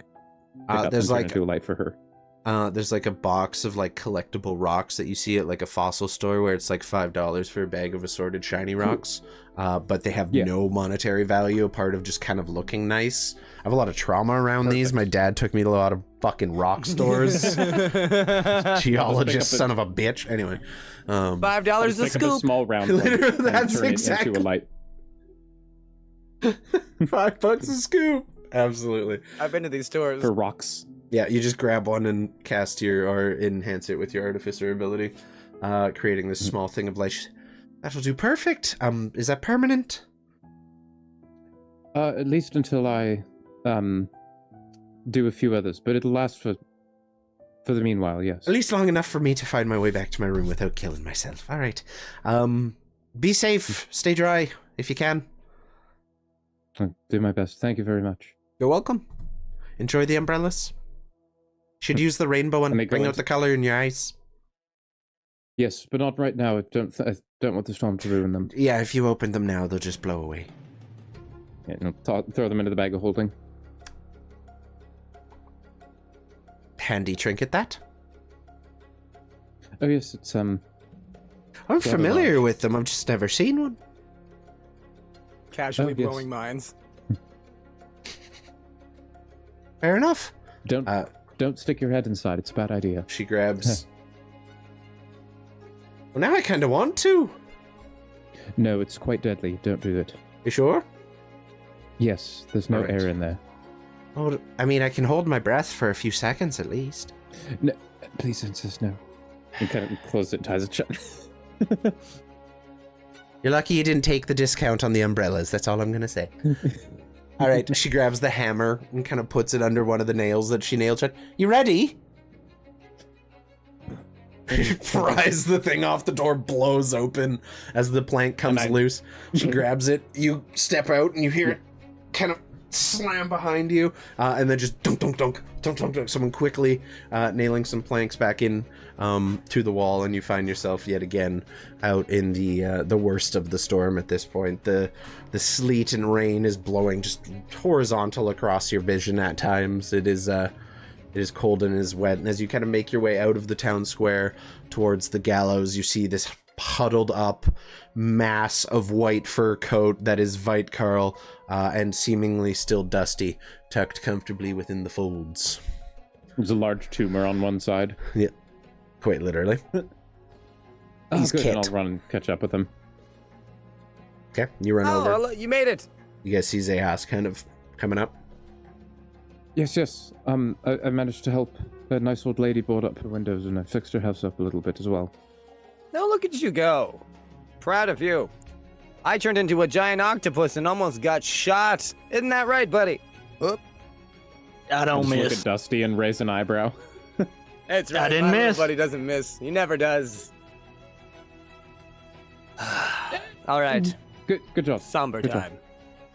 As you guys continue up the main road to the gallows, you see a small gathering of what appears mostly company people at this point. A lot of the villagers seemingly have chosen to stay in through the worst of the storm. You do see kind of a light spattering of individuals, a number of sailors that seemingly came to at least maybe not openly pay respects to the man who is being hung there, but at least felt enough of a connection to come and see the event unfold. And see the last moments of this man before the town. You see the company men all bundled up in their usual uniform with the jackets they wear on top for rain, snow, and inclement weather. Kind of bundled up, muskets just held in the rain.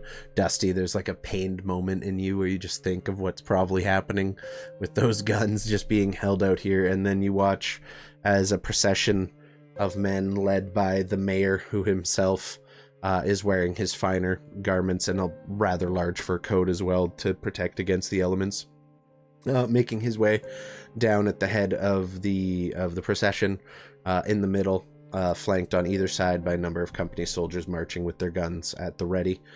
You see I'm forgetting the mayor, Stannis Duster, Thorin Glem.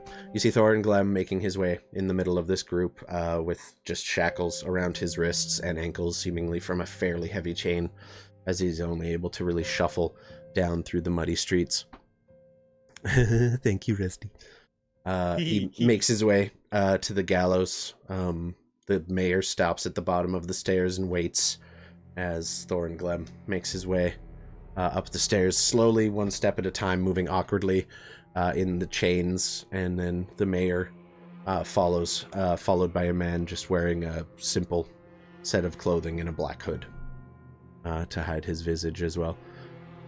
Makes his way up onto the platform, and you see Thanis Duster, the mayor of the town, step forward to begin addressing the very small gathering of people here. And as he's about to do so, that is where we'll take the break for today, because we are an hour and 40 minutes in, and I have to pee.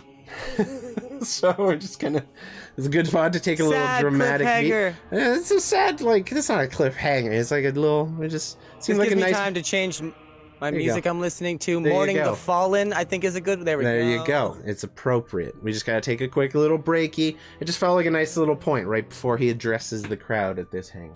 But it's good. This is good. We will be back in a few moments when we continue this. Y'all don't go nowhere. We'll just be about 10 minutes here. We are gonna run an ad, so if anyone wants to go hide from the Bezos, I do understand. We'll see you in about 10.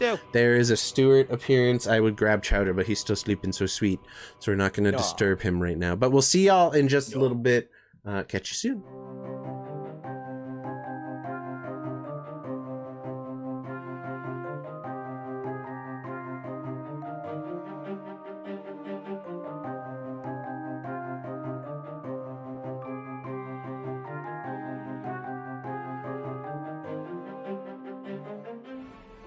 We're back. What's up, everybody? Welcome in. Welcome back.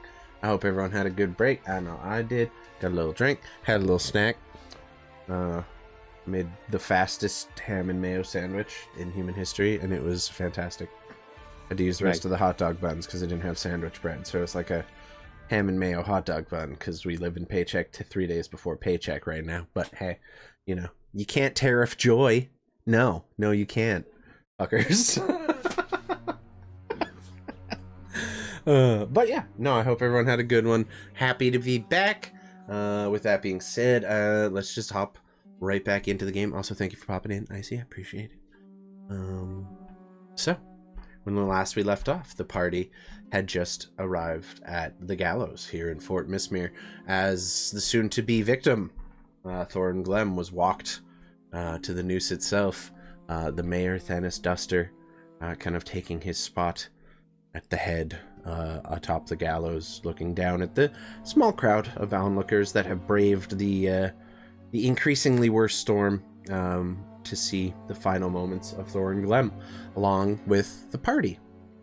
And then the three of you kind of all stand side by side as the rain falls on all of you, the kind of thick, very sleety rain beginning to gather in the fur of your coats, except for you, of course, Dusty, quite cozy and warm. Though now that Vyron has taken his jacket off in the storm, gone and done some stuff and come back, you find you are now kind of nestled up against someone who is also very wet. So it's a little less comfy than it was before, but it still beats being stuck out in the rain. And you all watch as the mayor kind of just approaches and steps forward. What was that, Chris? Okay. So he steps forward and...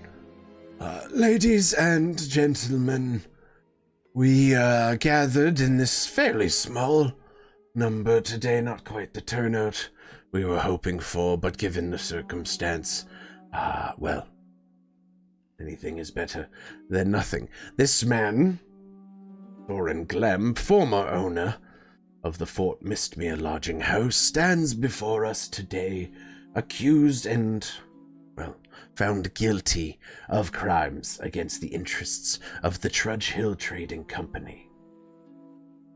He aided and abetted the Thieves' Guild that had recently begun to grow under our very noses. He overstepped his bounds and he spat in the face of the company. More so, he allowed thieves and murderers to live amongst us. in relative safety.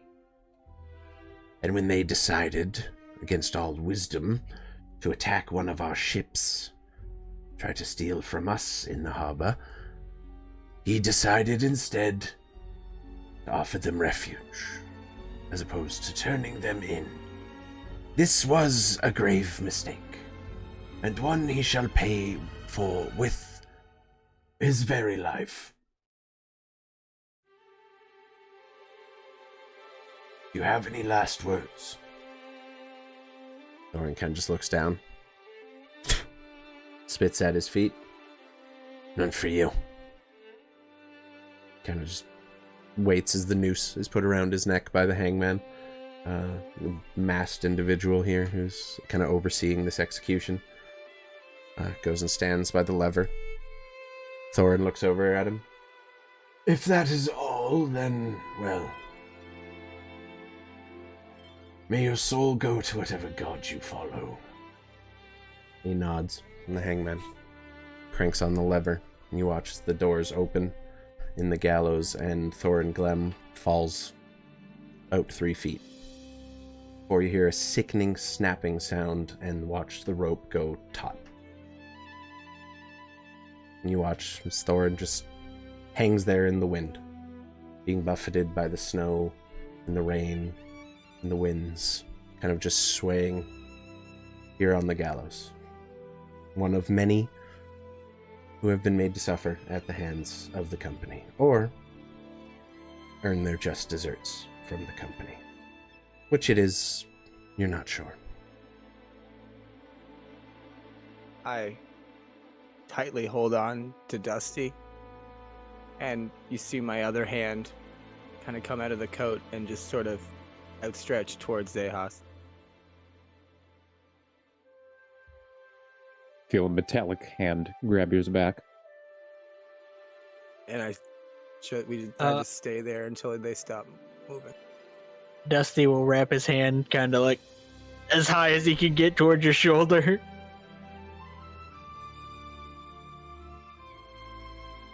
You realize very quickly the sickening snap sound you heard was Thorin's neck. And he's already very much dead. You guys kind of take your moment. To home. To home. As you're kind of turning to leave, you see the mayor look over to the hangman. String him up high and leave him there. He just casually makes his way down the stairs like it's just any other Thursday.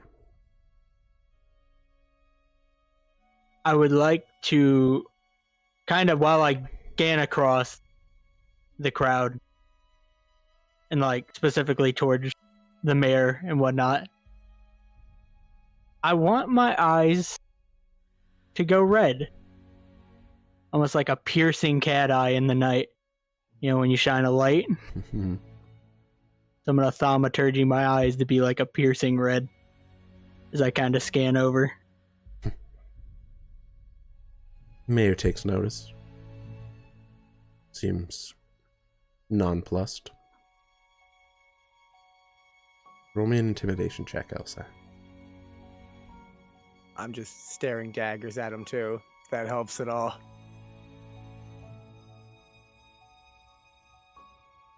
Not great. He seems pretty nonplussed by it, like he just caught a pair of feline eyes reflecting in the nightlight, or the light from whatever little bit manages to escape the storm clouds. Just walks down the stairs, goes about the rest of his day. Rest of the company men all pack up, make their way back up to the fort. You see a couple go back to their posts to continue exactly what they were doing before that man was put to death. As you're kind of making your way out the front gate of the town to return back to your home, Dusty, you notice this. You see what is growing to be a rather familiar silhouette on kind of one of the further away towers, just amidst this quick flash of lightning that reveals just the silhouette of a man in a long leather coat with a wide-brimmed hat kind of watching from atop the tower. Same figure you saw on your first arrival, or when your party first arrived in Fort Mistmere. Just watching. As we walk, and I notice that, I'm gonna leave the coat, and I'm just gonna start walking in that direction.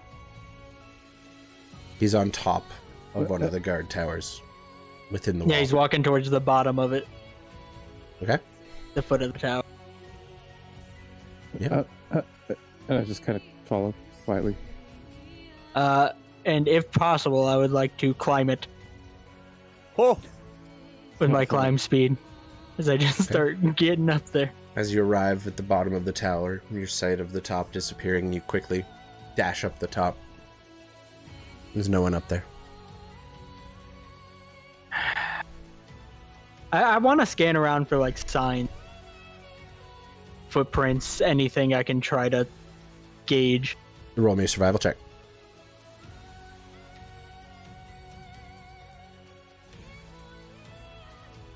So close to a 20, so close. It was cocked against the fucking wall. Oh no. I hate it when the 3D dice gets cocked against the wall. It just feels unfair, right? Yep. That wall shouldn't be slightly there. tilted. I'm like, you motherfucker. Curse you, virtual dice tray. You look around and you see a pair of footprints. Standing exactly where that man would have been standing. There are no footprints leaving. There are no footprints coming. And as you kind of look down at the footprints, look back up, 2 towers away on the opposite end of the wall, you see the same silhouette tilt its hat and just nod its head towards you. And in another flash of lightning, it is gone.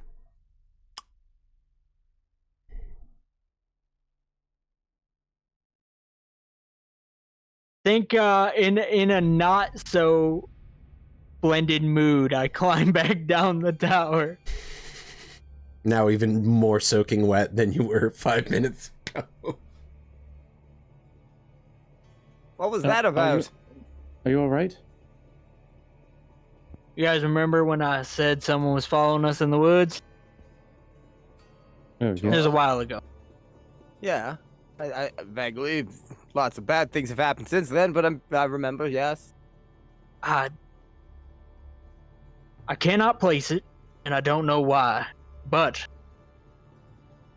I saw them again in the tower. Then they were again further away in another tower. I don't understand it, and I don't know what's happening, but it's frustrating.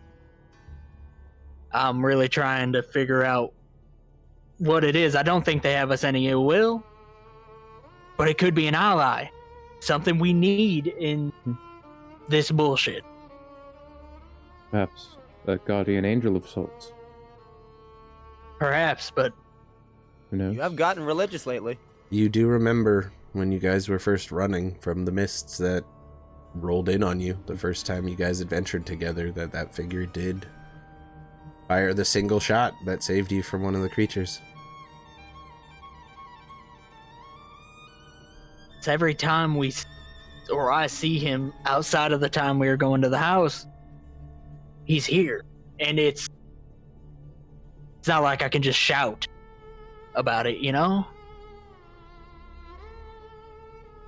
How about this time? I go up to him and I kind of wrap the jacket around him again. Next time, we'll have a code word for when you see them, and we'll all jump into action. We will fan out. We'll have everything happening. We've got alarms from the Tinker Toy. We've got crazy animal man here. I'll turn into something, go scaling walls. We'll do something. We'll make sure you find him, because I can tell it's important to you. I keep noticing it, and it's like one of those itches that you can't scratch. Sure. Annoying, weird, kind of feels like it's in a place that it's not, and then you scratch that place and you switch over, and sure, yeah.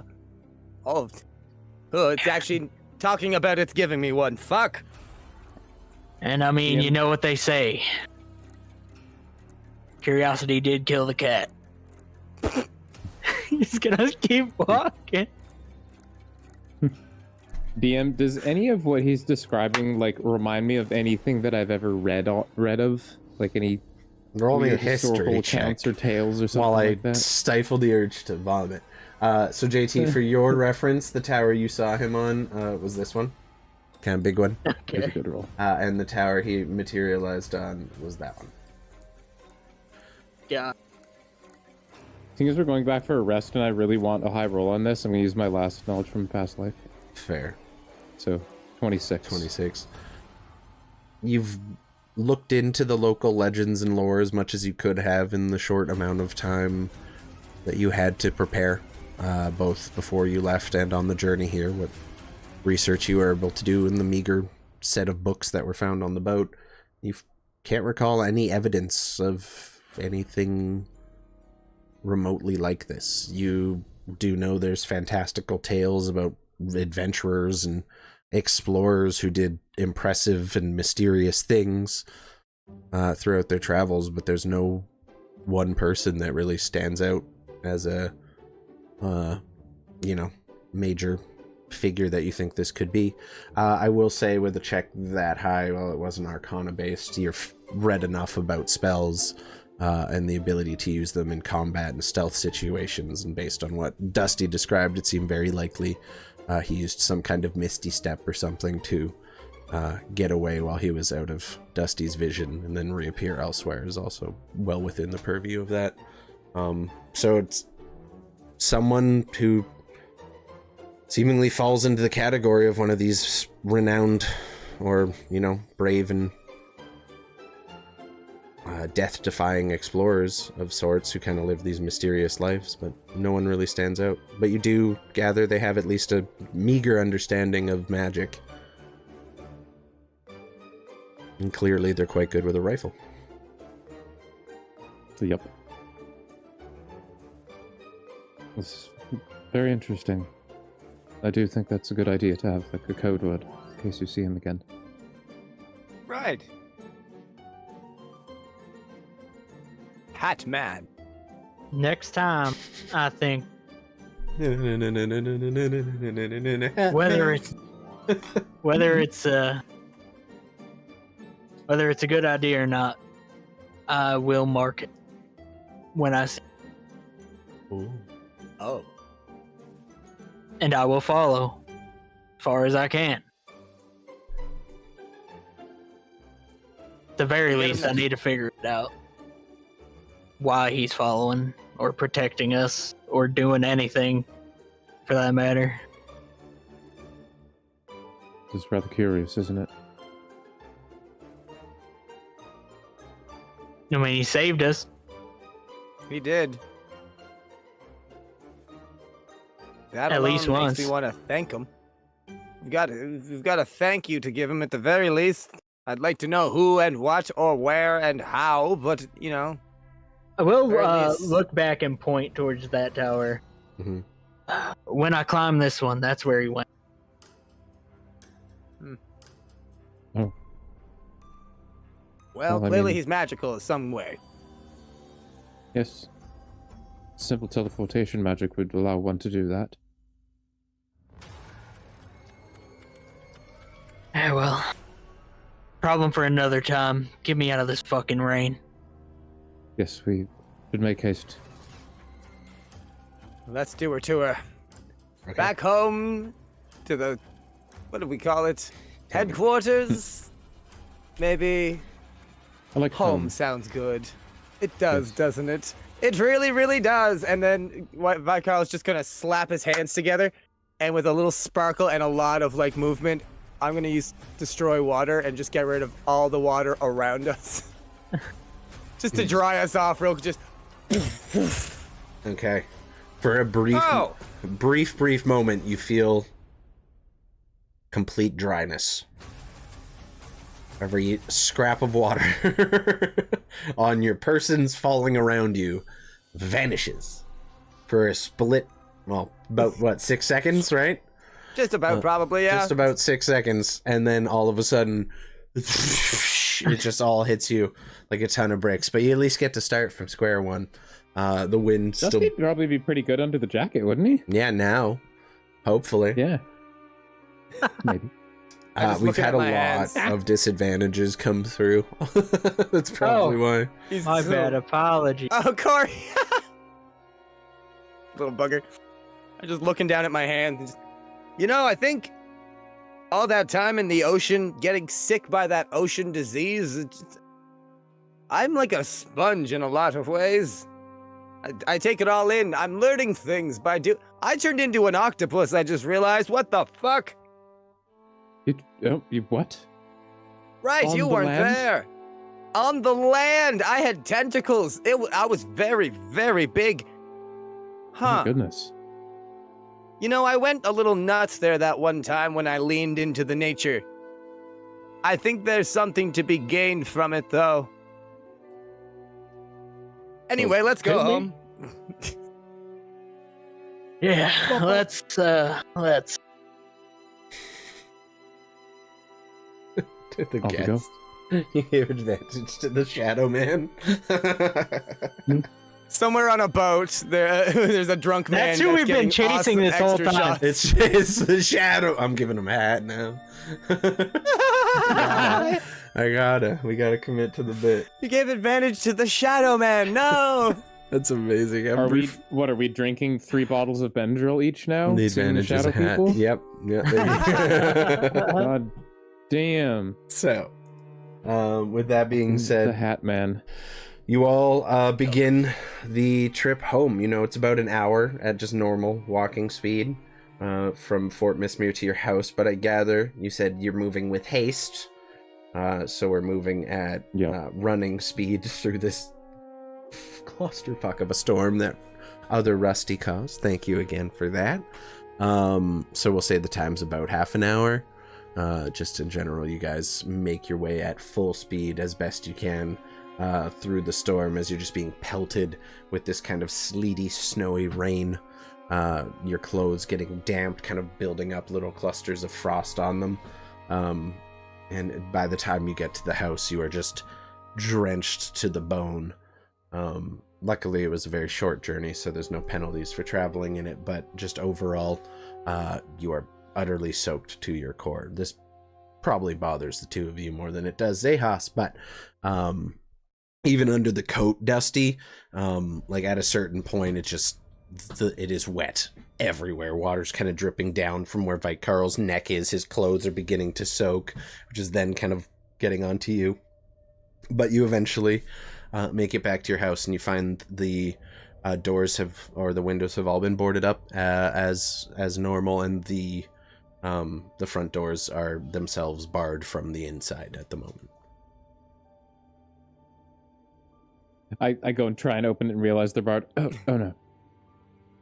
Oh, Do we have a knocker? Yes, big brass one. go knock, for it. Knock.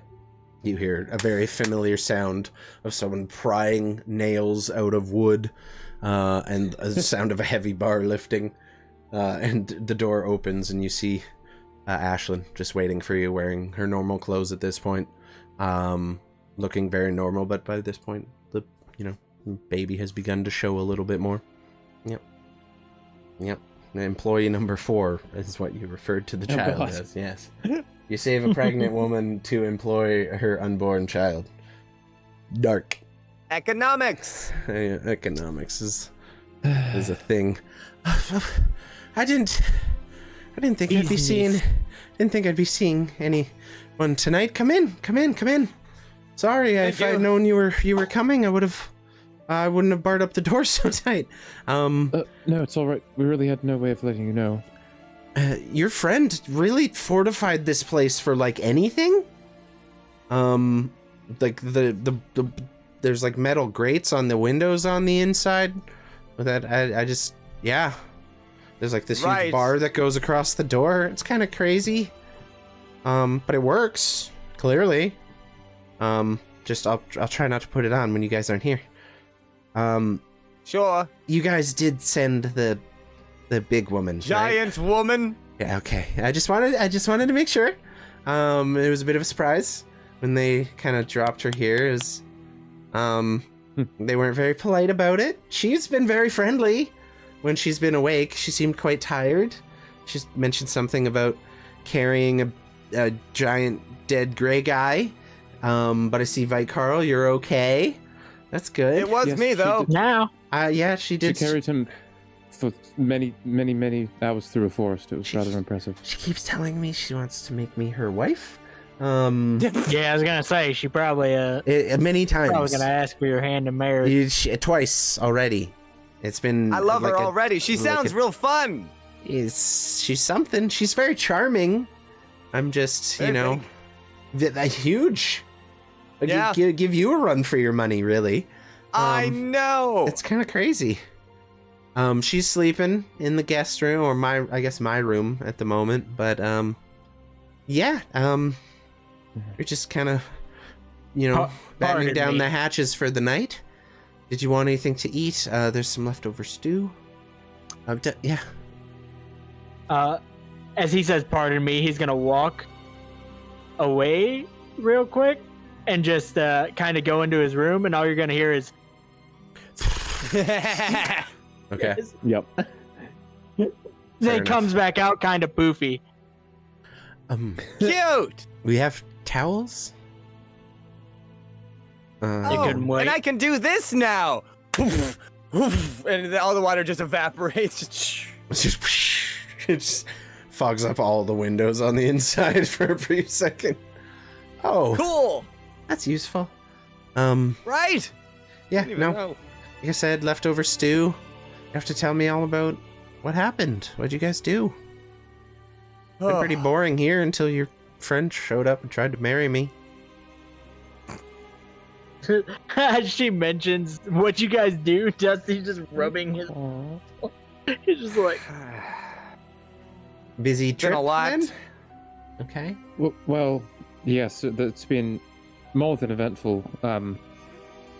Goodness, where to start even? The beginning is usually a good spot. Well, shortly after me waking up and meeting the lovely large lady and getting that all figured out, we went out to the boat. Oh, plague boat. Nice.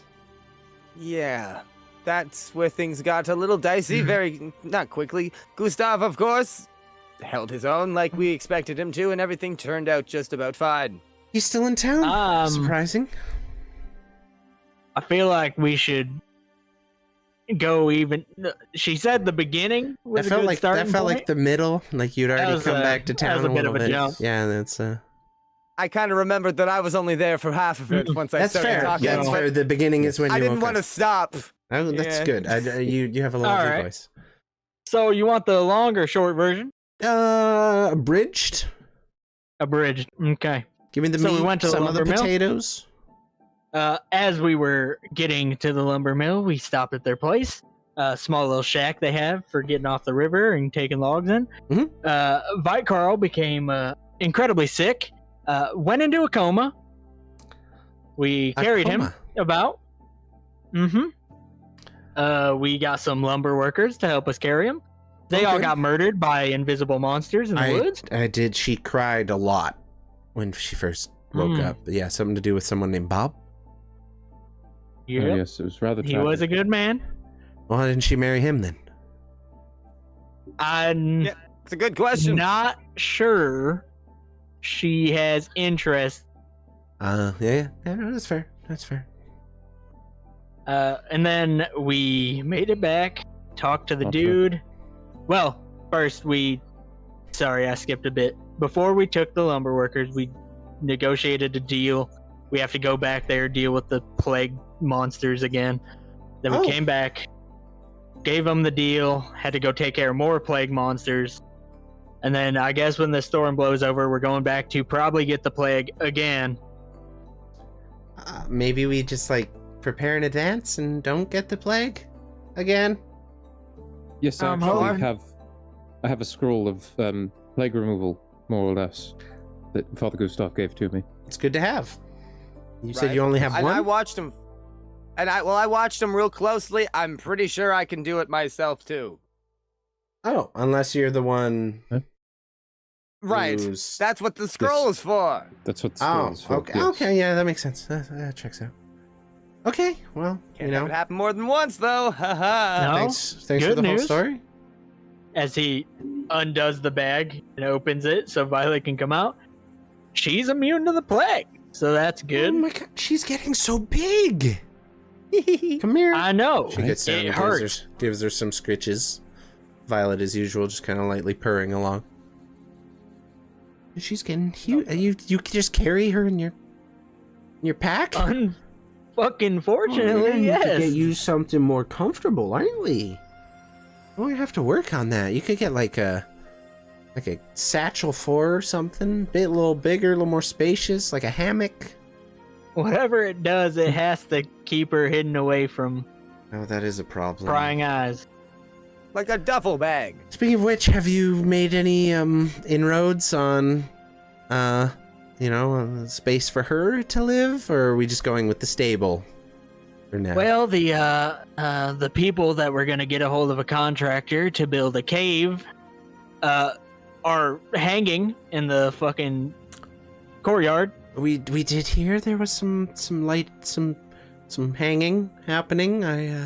Yeah, some light hanging. Some light hanging. Just a little bit. Just a little casual Sunday hangings. Yes, it was not light. There was quite rather a lot of them. I don't think they hung all of them, to be fair. No. Firing squad for the rest, I'd imagine. That's what I heard right in front of the place, but Oh, goodness. yeah, it was pretty crazy. It's not every day an armed standoff happens in the middle of town. Poor old lady lost her husband. He was just crossing the street. Oh, that happened then. Oh no, I helped board up her house before the storm happened. Oh, that was nice. She probably, could have used help. Yeah. She seemed rather sodden. That was the only civilian casualty, but few people were injured. Had to get taken care of by the company, and it was pretty messy all around. You know, we went out there and we prevented a firing squad on an entire lumber mill, but it's just so fucking irritating that we prevent one fucking tragedy just to get another one back. I mean, I wouldn't call it a tragedy per se. They stole hundreds from the My people here. basement is delayed. I'm sure that's inconvenient, but they robbed everybody. Yes, I think I would rather the lumber mill have survived than the Thieves Guild. Well, me too, but still. Hey, maybe it was She's gonna grow. She's gonna grow. And we can't hide her. Well, did they say the name of the company? No, we got no information. I mean, you could call Mason, and Masons. Oh yeah, they did actually. Yes, I do remember that. You don't need a thieves guild to get in touch with Mason, and Masons. The biggest Well, that's good. stoneworkers There isn't one guild. anymore. Well, there's just rumor is they specialize in making like, I don't know, protective dungeons for things. They're a whole they're a licensed company. You just walk right into their headquarters and make an order. Oh. Mm. Would you think there was a massive stonemasons guild operating just in the criminal underworld? That'd be hilarious. It was more Making of a evil convenient dungeons. You know, that connection. might be a... She looks at Vyron. That might be an option. Just saying. I know you nature people can do, like, cool stuff with stone. But, Yeah. you know. Yeah, I'll look over and Vycarl's just been looking down the whole time. Okay. Looks So up for a second at the money thing, just so we draw the line at thieving, but we don't draw the line at evil dungeon scamming. I don't think they make evil dungeons. I just think if you're, like, a really rich person and you have, like, a rare artifact or something important... or, you know, you just like to have a dungeon to have weird parties at. I don't know. Need for a cave. That's it. Yeah, like, people need safe. You know, like that work downstairs? That whole thing? I still can't get in there, by the way. No one can without. I actually am the only one that can open. Well, the door. good. That was you probably. literally need this. Points at his hand. Oh well, that. Good. Probably a good thing no one can get into your secret underground dungeon but you. But you know, it might be cool to see it just like one time. Oh, for sure. Just a thought. Of course. Anyway, yeah, no. The Masons Guild is just over in, I don't know, Lyris, Trudgewater, one of the big cities. You send them a missive. They'll send out a person to just meet with you. That sounds like the way to go, probably. If you want to go the underground criminal stonemasons route, I'm sure there's like people doing that too. But like Mason and Masons is just, you know, it's too big. They're too big to care. Yeah, there's three of them. Well, there's three of them. I suppose the rumor is they're the Freemasons. You know, like that's the whole thing. It's like a wordplay or something. I don't know. I don't get it. It's funny. I like it. I suppose it matters on how much they can keep things off the record with our fuck. Not the Freemasons, dude. Our fucking at odds friends, if you will. Sure. They do work. I think for everybody. I'm sure they have some under the table contracts, but like if you're a rich person who needs something guarded in a booby-trapped vault, they're the people you call. I don't think it would even need to be booby-trapped, perhaps because we'd be going in and out quite frequently. Right. If you're gonna build a dungeon, well, depending on who goes in there, if you're gonna build a secret underground tunnel dungeon, why not put booby traps in it? That's, I'm not gonna judge. Soul Show did that. I almost became victim to one of them. Well, that means it worked. We should do one in honor of him. He did seem very fond of traps. I've found a few things around. What do you guys? Yeah, just you have a baby. I know it's quite a hazardous workplace, actually. Oh. Tomorrow morning, like, I'm gonna go walking around and just trigger anything that's still there. Yeah, there's a loose plank in the kitchen that if you step on it, it just creates a flame out of one of the burners. It's kind of uncontrollable. That was fun. There's like a part of the step that if you step on it, the steps just become a slide. That could be fun in the right circumstance. How good. How genius. I mean, it could be fun. Yeah, it wouldn't have been fun for me, but in the right circumstance. Yeah. If you're gonna have a secret hideout or whatever, you should trap it. Fair.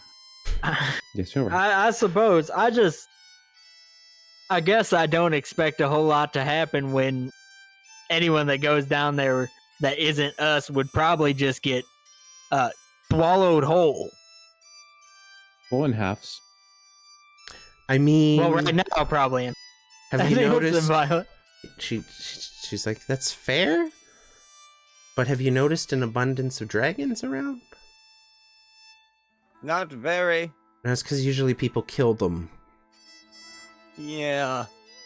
Yes. I mean, no one's gonna kill you younger. though. And she gives her those sketches again. Something tells me this one will be quite the handful once she's a little older. I'm sure she is already. Scritch. Oh, you don't know the half of it.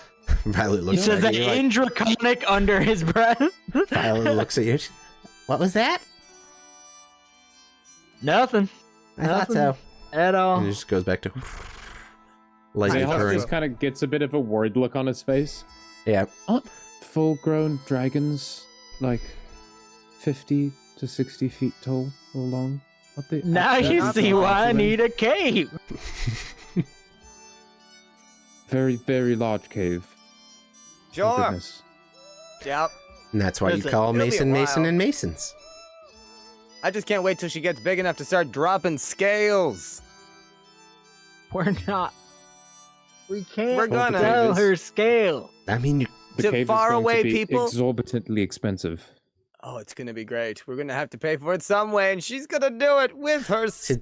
That might want to be why you go the underground, like criminal enterprise route, because Mason and Mason's gonna cost you a pretty penny, but you're getting quality. They did all the stonework for the fort, and that's stood for the last 100 years or so.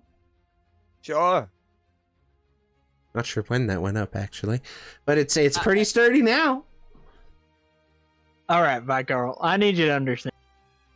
If she starts dropping scales, right? Right. Sure. And we start selling scales, Right, there is a sure. paper trail leading right back to us involving a dragon. Right. Hopefully by then. It's gonna be a while. She's got a lot of growing to do. Ha ha ha ha. I'm like pretending, like miming, petting her. By then, we should have at least 1 or 2 more connections, and you know, it's something that'll be nice and shadowy, far away. We'll send them continents away. We're sending them overseas in shipments. Is that plan. what we're doing? Yeah. To be fair, I do have connections in Whitethorn that would not say a word of where they came from. In where? Look, we're already on the way. It's my hometown from very far away. Oh, This is gonna be great. never been. Never. Don't left worry, the we'll have a island. plan by then. I promise you, we'll have a plan by then. I mean, if you guys are gonna keep bringing home strays, and he points to the dragon, and then the room where Olga is sleeping, and then like herself, you might want to consider like building an expansion onto the property, maybe like a guest house or something too. You're starting to get pretty limited by capacity, unless one of you wants to move into the basement. I don't know what's going on down there, if there's room or what. But it's starting to get pretty packed in here. I'm okay sharing with Olga, but it's about as much as the bed can handle. It's probably barely handle her, to be fair. She's a big lady. Yes, and when your baby arrives, I would imagine you're probably going to want a room to yourself. Oh, about that. 1 second. Okay. Oh. She goes in the room and comes out and pulls just this very nice, very handily crafted bassinet that she seems to have made herself in her free time. I was working on this. Oh, it's finally finished adorable. it. Right?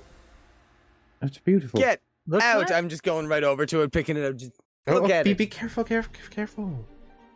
Gotcha. Yeah. It's good. If it can't stand up to me, it won't stand up to the baby. They're hurricanes. Whoop. I don't know if you've been around a lot of babies. Not one. Yeah, they can't really do much for the first little bit. At So I least- can't train it to fight in the first few days. No. What? Okay, Oh. can you talk to him? Me? That's probably best, yeah. There's sure to be a baby in our travels at some point. I'll see when I'll get the old gist of it. Well, If you're you took lucky, I might something- be able to I was transform excited into to a baby. share something with you, and you made it weird. Okay, and she just pulls it back. It's still into the very room, pretty. closes the door behind once she puts it back. Like I said, if you're hungry, there's some leftover stew from this afternoon in the kitchen. I fixed the loose plank issue, so no more goats of fire. Sure. Yeah, I'm gonna start getting ready for bed because it's getting late. And it's gonna be a long couple days with the storm. Luckily, whatever you got going in the basement seems to be keeping the house lit and warm. Oh yes, It's very that nice. should really not be affected by any storms. Good. You can, if it's just like barely when you're outside sometimes near the back of the house, you can make out like a light humming, like a Yeah. slight vibration in the earth. I take it that's you. Probably yes. I don't know if there's anything I Well- could do about that though. Does it feel like this? He's gonna thaumaturgy some rumbling in the ground. Yeah, but like a little softer. Just a little softer. My crow just starts humming. That. Yeah, that would be Mm. that would be the Well, reason he probably doesn't want to drag you down there. Oh, is it dangerous? Are we living over something dangerous? In a very Stares at Zeon. in a very specific circumstance, it can be, but the way it's set up now, it's very stable. You know what? I'm going to go have a look at it anyway. Would you like to see? Sure. Alrighty. Let's all Sounds- go. Oh, we're all going. Okay. I gotta find out which wall I need them to carve this fucking cave into. Okay. We're going to inspect the basement. I love that. Alrighty. Where's the map for the basement? I'll pull all those gems out of my bag of holding. Once we get to the door, put them in. Put my hand in. Okay, you guys make your way down. You notice there's quite a few less wine bottles down here on the shelves, but just the same, you're able to move the shelves aside and place your hand. No surprises there. Opening the path down into your basement chamber. Ashlyn follows you kind of curiously on her way down. She points to the step. It was that one. I don't know how to fix it. That one there. So don't step on it. Unless, again, fun in certain circumstances. It's not for pregnant women. Probably good to have it armed always. It fills this hallway with water. It's quite convenient. Oh, no, I was talking about the stair. The stair. Oh. Yeah, she would have pointed to that on her way down, is what I said. But slide stairs. Oh, I see. Yeah, and then she leads you, or you lead her through the tunnel, eventually making your way to the other side. Also pointing out fill the room with water trap, and make your way into the generator room, I guess, for lack of a better term. The arc crystal reactor room. That feels too on the head. Yeah. When the box scraps. Yeah, you guys make your way into the room. She seems pretty impressed right off the bat. That's exactly what it is. Doesn't look very safe, but I'm gonna trust you on that one. It's quite stable now. I had it set up more or less backwards the first time, and he points to his mechanicalness. But I've very well learned my lesson, and Saul has set this one up much more sturdily than the last one. That's good. No offense, but I, prefer not to die in a fiery explosion and all. No. It was more of an electrical explosion or an arcane explosion. There was no Somehow fire. That doesn't seem better. Maybe seems I don't worse. Yeah, seems worse. Yeah. Yeah. Well, the way this one is set up, it should be stable, more or less indefinitely. It requires my. I trust you. I'm willing to go on trust a little. I'm glad my room's on the opposite side of the house. Sure. Now I'm gonna take an actual good look at this thing. Is there any vibrating or humming that wasn't there when it started up or is normally running? Just the same general kind of hum that is generated from this machine. The two arcs of lightning going between electrodes, going off into different wires. There's just a general kind of mechanical hum about it. May have to look into soundproofing this room a little bit. Might be difficult. Yeah, bit probably. Of mud on the walls, maybe. You really only notice it if you're like right in the backyard over a specific spot. I think we're probably okay. You might be able to hear it in your workshop, but maybe. Oh, all right. Well. Oh, yeah. Dusty's gonna point back wall. That room would probably be the best for it, right? It's already kind of secret. Just have them go in there, make it larger, or maybe make a tunnel to something larger, right? It's a good idea. The wall? Oh, my bad. He's gonna walk over and touch it. Oh! See, this is what I'm talking about. I never would have guessed. Hazards. It's good to know. It's a hazardous workplace, guys. You gotta look into that. Could have fallen right through. What if I decided to lean there? Oh, well, no, what if the company doesn't like us? Huh? Yes, Dusty, you gather that would probably be a pretty good spot for a dragon hideout, or at least the best you can manage it. I know you talked about having something with like coastal access and like to the cliffside, so that's probably doable from this distance as well. You know the house isn't too far from the cliff's edge. Probably possible to manage something. Gotta have a spot for her to get in there. Yes, and if you're carving out a dragon-sized cave between here and with the cliff faces, might not be a bad size. Yeah, my thought is, do we really need it super large? Because, I mean, if we're planning to inevitably, in the long run, go to freer country. And she'd probably be out of here by the time she's too big, but... Wait, are we moving? Oh, not anytime soon, no. Okay. More so a plan for when we can break some chains around the company. Oh, good luck with that. My experience is people who find themselves in bed with the company rarely make their way out alive. But count me in. The plan was to leave this shithole behind anyway. Amen, Very honey. long-term goals. Maybe after. She just points. Yes, Oh, yes. goodness. Yes, it would be quite a while after that, I would imagine, anyways. Okay. Fifth member officially, I guess, because Olga did join before. You're not employing my child. I'm going to. Listen, Vyron, When there they're will of be no legal fighting age babies. To be employed, and they're willing to do it. Sure, that makes sense. Unless Consent you and all have that. something that's like a circle peg and a round hole for the baby to play with, yeah, this is a non-discussion for now. That could be the detonator for the bomb. Okay, Baby having detonator? Huh? I mean, I don't. What bomb? What bomb first? Baby bomb. No. What? Talk to What the him. hell? I'm just spitballing ideas. This is a this is a think tank. This isn't a think tank. No? Oh. No. No, This maybe This is employment. where that moral talk comes in, Vyron. Okay, well, you here's guys, where I teach you moral. before you have this conversation, I am going to bed before Olga starts yelling for me and calling me wife again. So, On that note, take my room. A pregnant woman should get her own bed. no, I think I'm okay.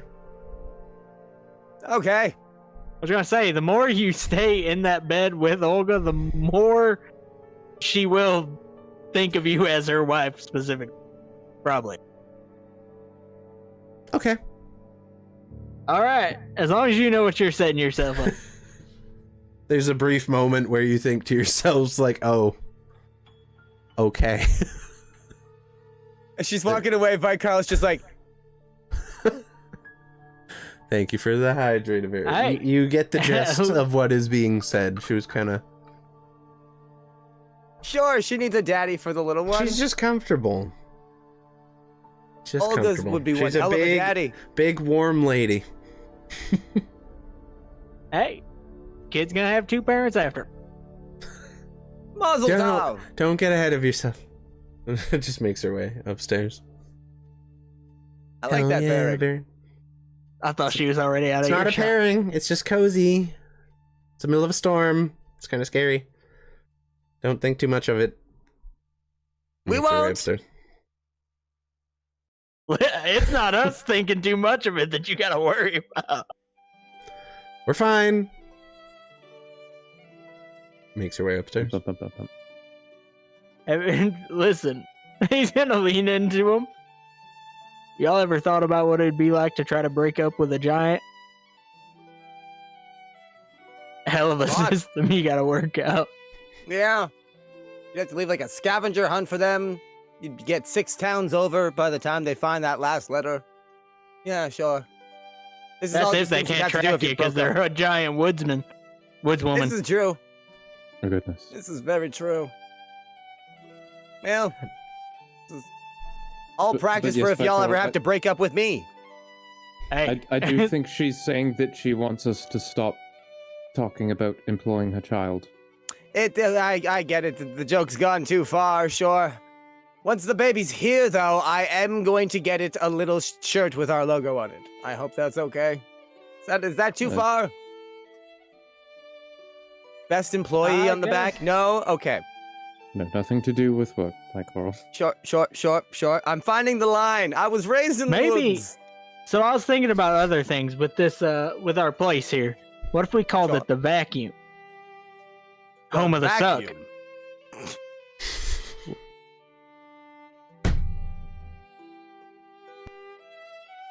DM, do I have any concept of of what a vacuum is, as in like the concept of a lack of air or like suction being pulled through like vacuum pressure? Do I at all, being an artificer? I don't know. I don't know. Roll me an intelligence check for Maytag. Like, what the fuck do you want from me?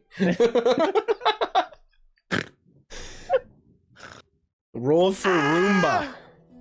The way I was you like, guys know, I've been thinking of that since before we left town, and I needed to say it. I will say It had to probably, be generally, most likely yes, because you understand that if you stick your head in a fucking bag of holding, there is no air, so you're at least familiar with the concept of what, like, the vacuum of space exists as. I don't know if you would call it a vacuum at this general point in history, but sure, you discover vacuums today. That's for you. That's You going to get be that. my artificial creation that I'm going to be famous for. The Dyson. The Dyson Fucking vacuum. Dyson vacuum. Dyson vacuum by Zayha. Do I know what a Dude. vacuum is? Yeah, I mean, like a Dyson style hand vacuum, no. But the vacuum of space in which there is no oxygen, yes. You have a little Sure. bit of an understanding of it. Yeah. It's only right that the Suck Company makes the Dyson. Oh my God. Fair.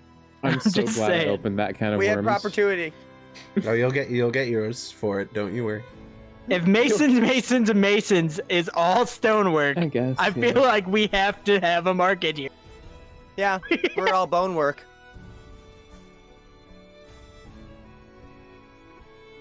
God damn. Fucking God. damn you guys. Damn it. I mean, we could call it Hoover. The Hoover House. It'd be Hoover to fuck. The Hoover House. Or the Hoover Hoose. Hoover Hoos. The Hoover Hoose. Oh, no. Oh no. Coming on down to the Hoover Hoos. It's lost. It's over. The fucking Well, Hoover anyways. Hoose killed me. I can't. Oh no. Amazing. Oh, it's gonna stick, isn't it? Yeah. Okay, you finish your little moral discussion with Vite Carl about the implications of trying to employ an unborn child. I gotta learn somehow. What do you want to do with the rest of your day? Are you doing anything to prepare for the eventual storm? Fuckers. Well, Try not to blow away in it. The house is pretty shuttered up, boarded up, ready Oh, yeah. to go, isn't it? Seems like she did the work. I actually did have something I wanted to do. Vite Carl, remember how I haven't quite finished the handle of your axe yet? It's a Oh, little yes, crude. of course. Well, I Sure, do sure. think I finally have a plan to finish it. If Oh, you'd be okay with that. absolutely. Oh, there it is. That's my boy. Anything and everything Yes, you want to Rex. do to that, you have complete artistic Shepherd and egg license. I trust you. I call it Zayhas's I don't even remember jagged anymore. knife for a reason. There Yes. you go. Right. All right, great. I'm gonna scurry off. Take it to the upstairs shop. to my shop. Yep. As you do. As you do. Anybody else? No. I'm gonna kind of just have Violet follow me to the room as we get ready for bed. Chowder, I smell that, bro. God Yeah. damn. Goddamn. It's a very enclosed space in here. Yes, you're following Violet to your room. Yeah, and have a little convo. In Draconic, I'm gonna the person that follows us around, or the mysterious shadowy figure that I keep seeing. Have you felt anything? Shadow. I know you're in the bag, but Yeah, I don't really see much in there. It's kind of scary and kind of dark sometimes. But there's a shadow figure? when I was climbing, when you felt me climbing up the tower, did you feel any kind of weird presence? Oh, Christy knocked her camera a little bit. No. But it smelled kind of funny when we got up there. Smelled funny. Yeah, it kind of smell funny. You know, everyone has a smell. You have a smell. Cat. Like Carl has a smell. Is it something bald. you could track? Hard to describe Vycarl. It's like just water on skin. That's what he smells like. Bald smell. Sure, yeah, I get it. Bald!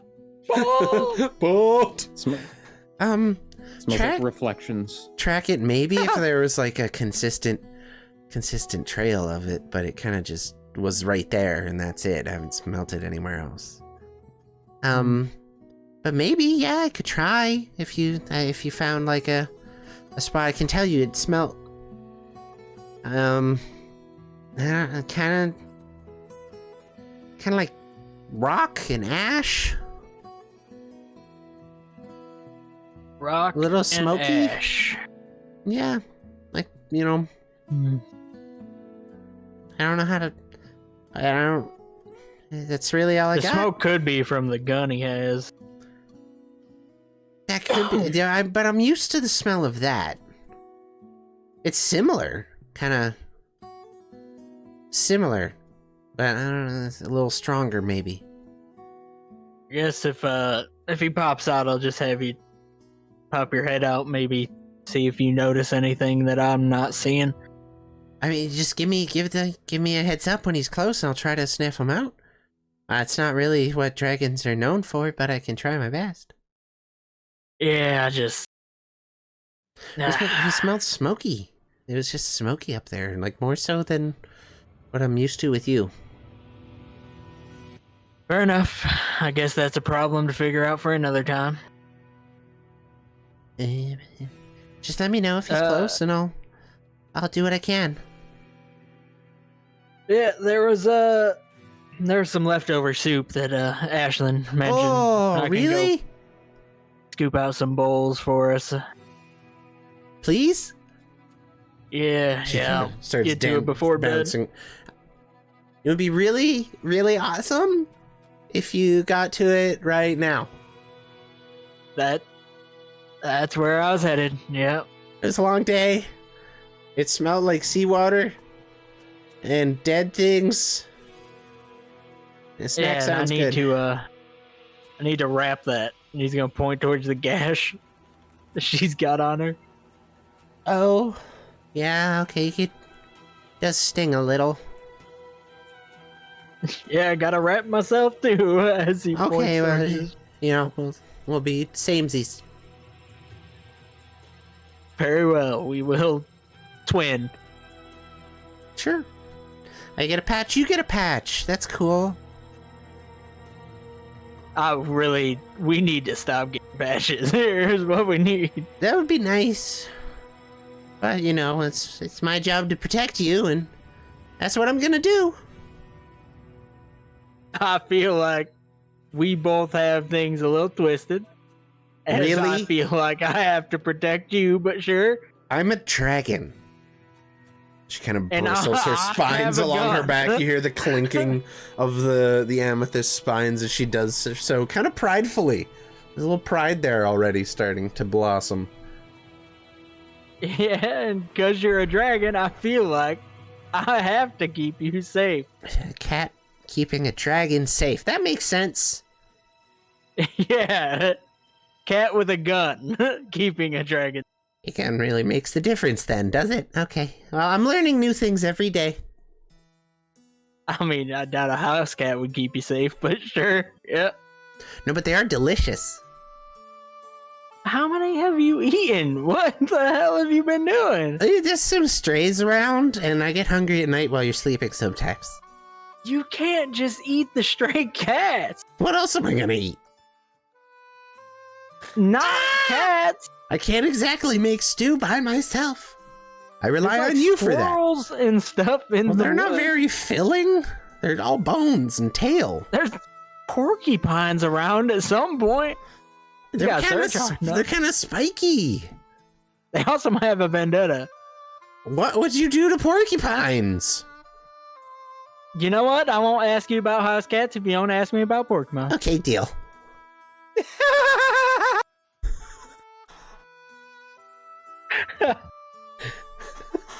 Don't know how we got down this hole, but I'm so happy. She seems happy, and she's like, unless you have, stray cat handy. Stew sounds nice. I'm getting the stew. If you think I'm not eating the squirrels too, you're crazy. Now I know why you're growing so fucking quick. you start to put 2 and 2 together on that, yes. If you think I'm not eating the squirrels, you're crazy. Is an amazing lie. Violet is entering her raw meat? Violet is entering her rebellious child phase, okay? Now I like that meat too. What part of dragon do you not get? Well, if you're hunting on your own, then that's on you. It is, so stop bugging me about the cats. Okay, but don't expect more handouts. That's just rude. I'd share my cat with you. I don't want to eat cat. Given the context, that might be kind of weird. Look at me. Sorry. What the hell? Look, I eat what I can find, okay? He stares at her. There are people around. You ain't eating them. Not yet. I'm not big enough. Don't eat the people. Why not? You've never told me that before. You feed me things when we fight. What am I supposed to eat?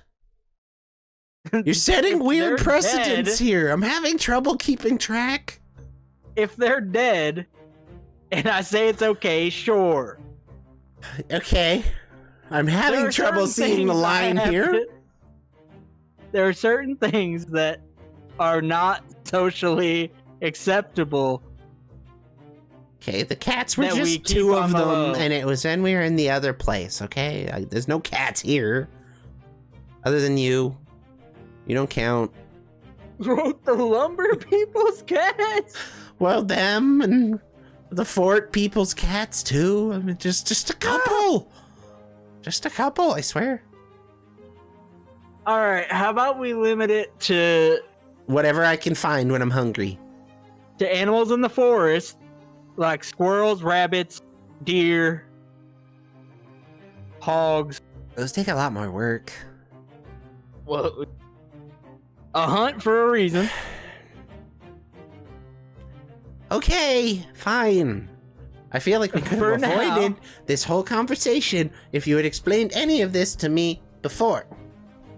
I've just been eating when I'm hungry. Alright, I will stop telling you to eat things if I don't think you should eat them on your own.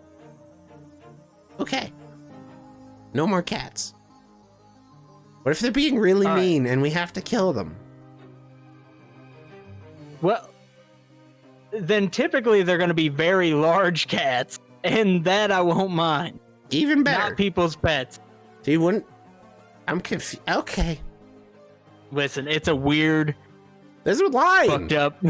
There's a weird line.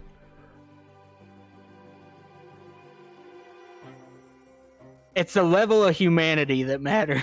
I'm not a human. Well, the people you're eating are kinda. Well, not cats. Right yet. No, there's okay. This has gone on too. I'm hungry. All right. Can you get the stew? Yep.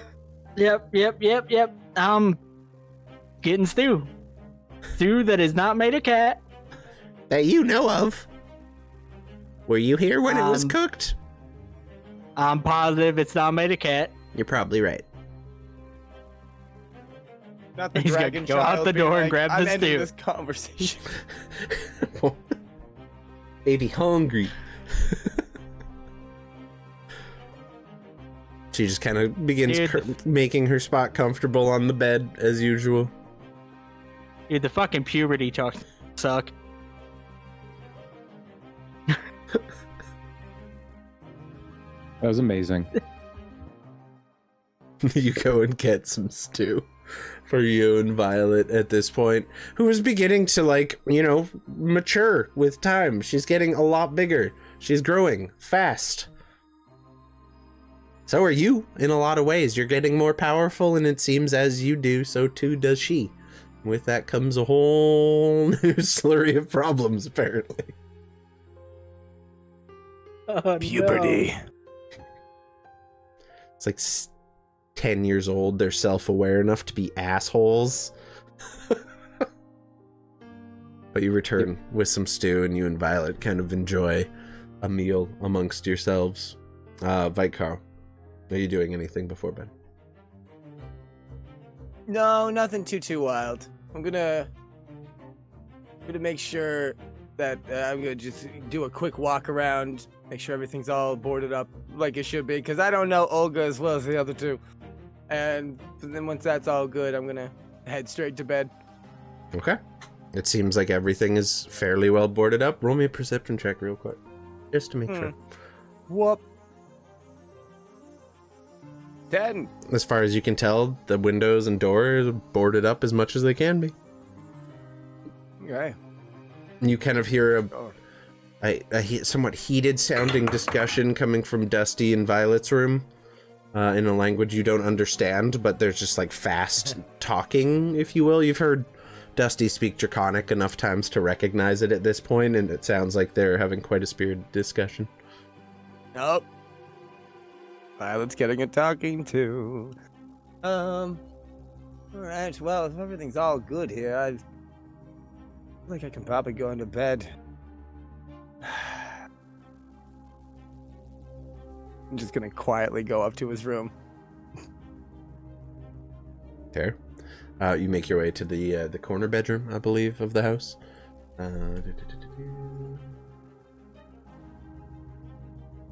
Down this one, I believe, is yours, and then this is where Olga and Ashlyn are sleeping. Because Xechas, you gave her your room already when you moved into the workshop, so that's kind of been her room, the this whole master bedroom, time, which is the main reason she doesn't want to leave it. Not a lot of other places to sleep. That and, you know, Olga's cozy. So, Xechas, as the evening kind of winds to a close, you make your way to the workshop. What are you doing? I am going to take Xechas's jagged knife out of my bag of holding. And then I am going to finally finish the whole handle. So I'm going to, like, shape it nice and properly, give it a good flare at the base, nice hold on to. Okay. Go ahead and roll me a dexterity check using your proficiency with woodworking tools. If you have a woodworking tools check programmed, you can use that. I don't. It's just dex plus proficiency, which is... It's the same as acrobatics. I'll just roll that. Sure.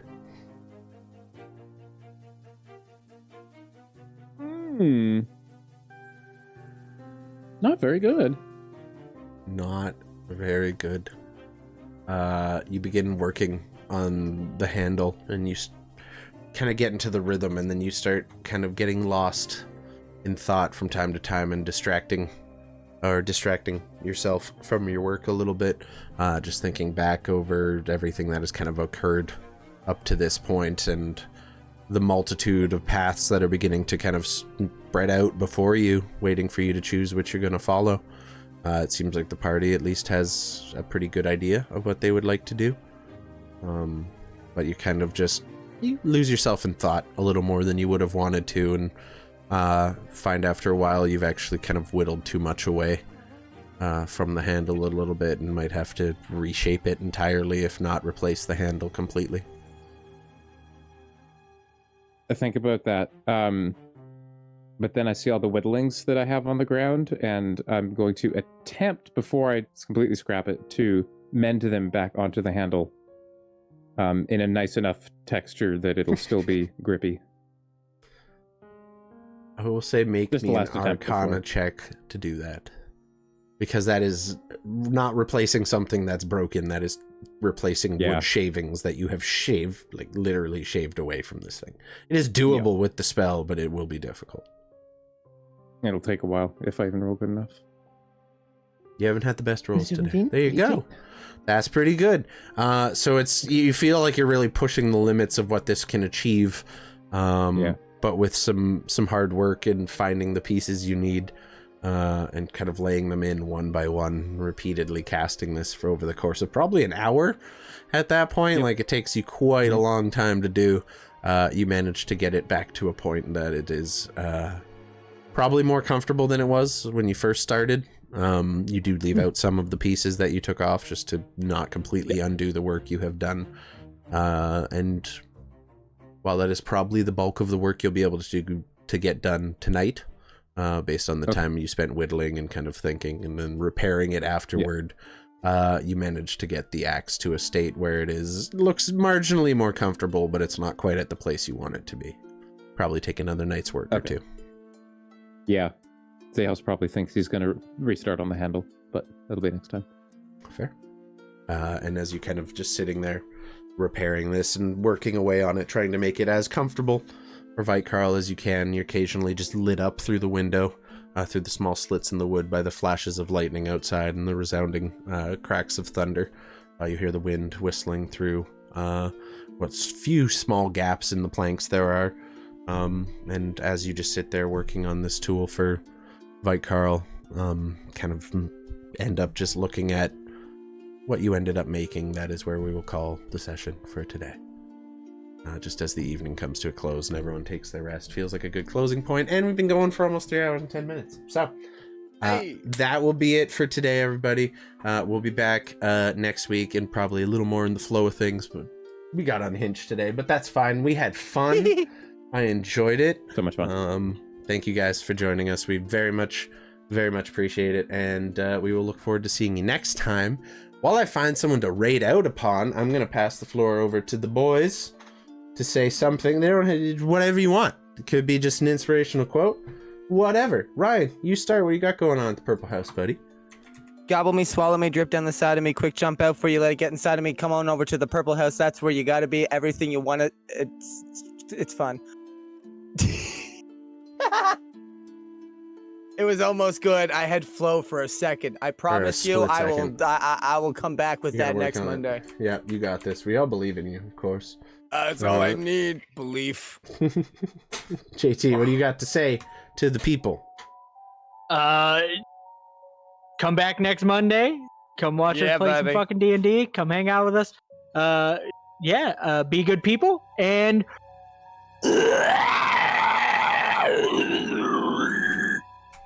Yes. I appreciate that. And Chris, what about you? Anything to say to the people? Remember, every corpse on Mount Everest was once a motivated person. I like it. That's actually a good one. I want to, you keep those coming. So calm the fuck down. Third and Cosmic Kitty. Oh, okay. Next time we will raid out on Star Kitty Buds. Sorry about that. Didn't see it until after I started the raid already. But that we will do next Monday.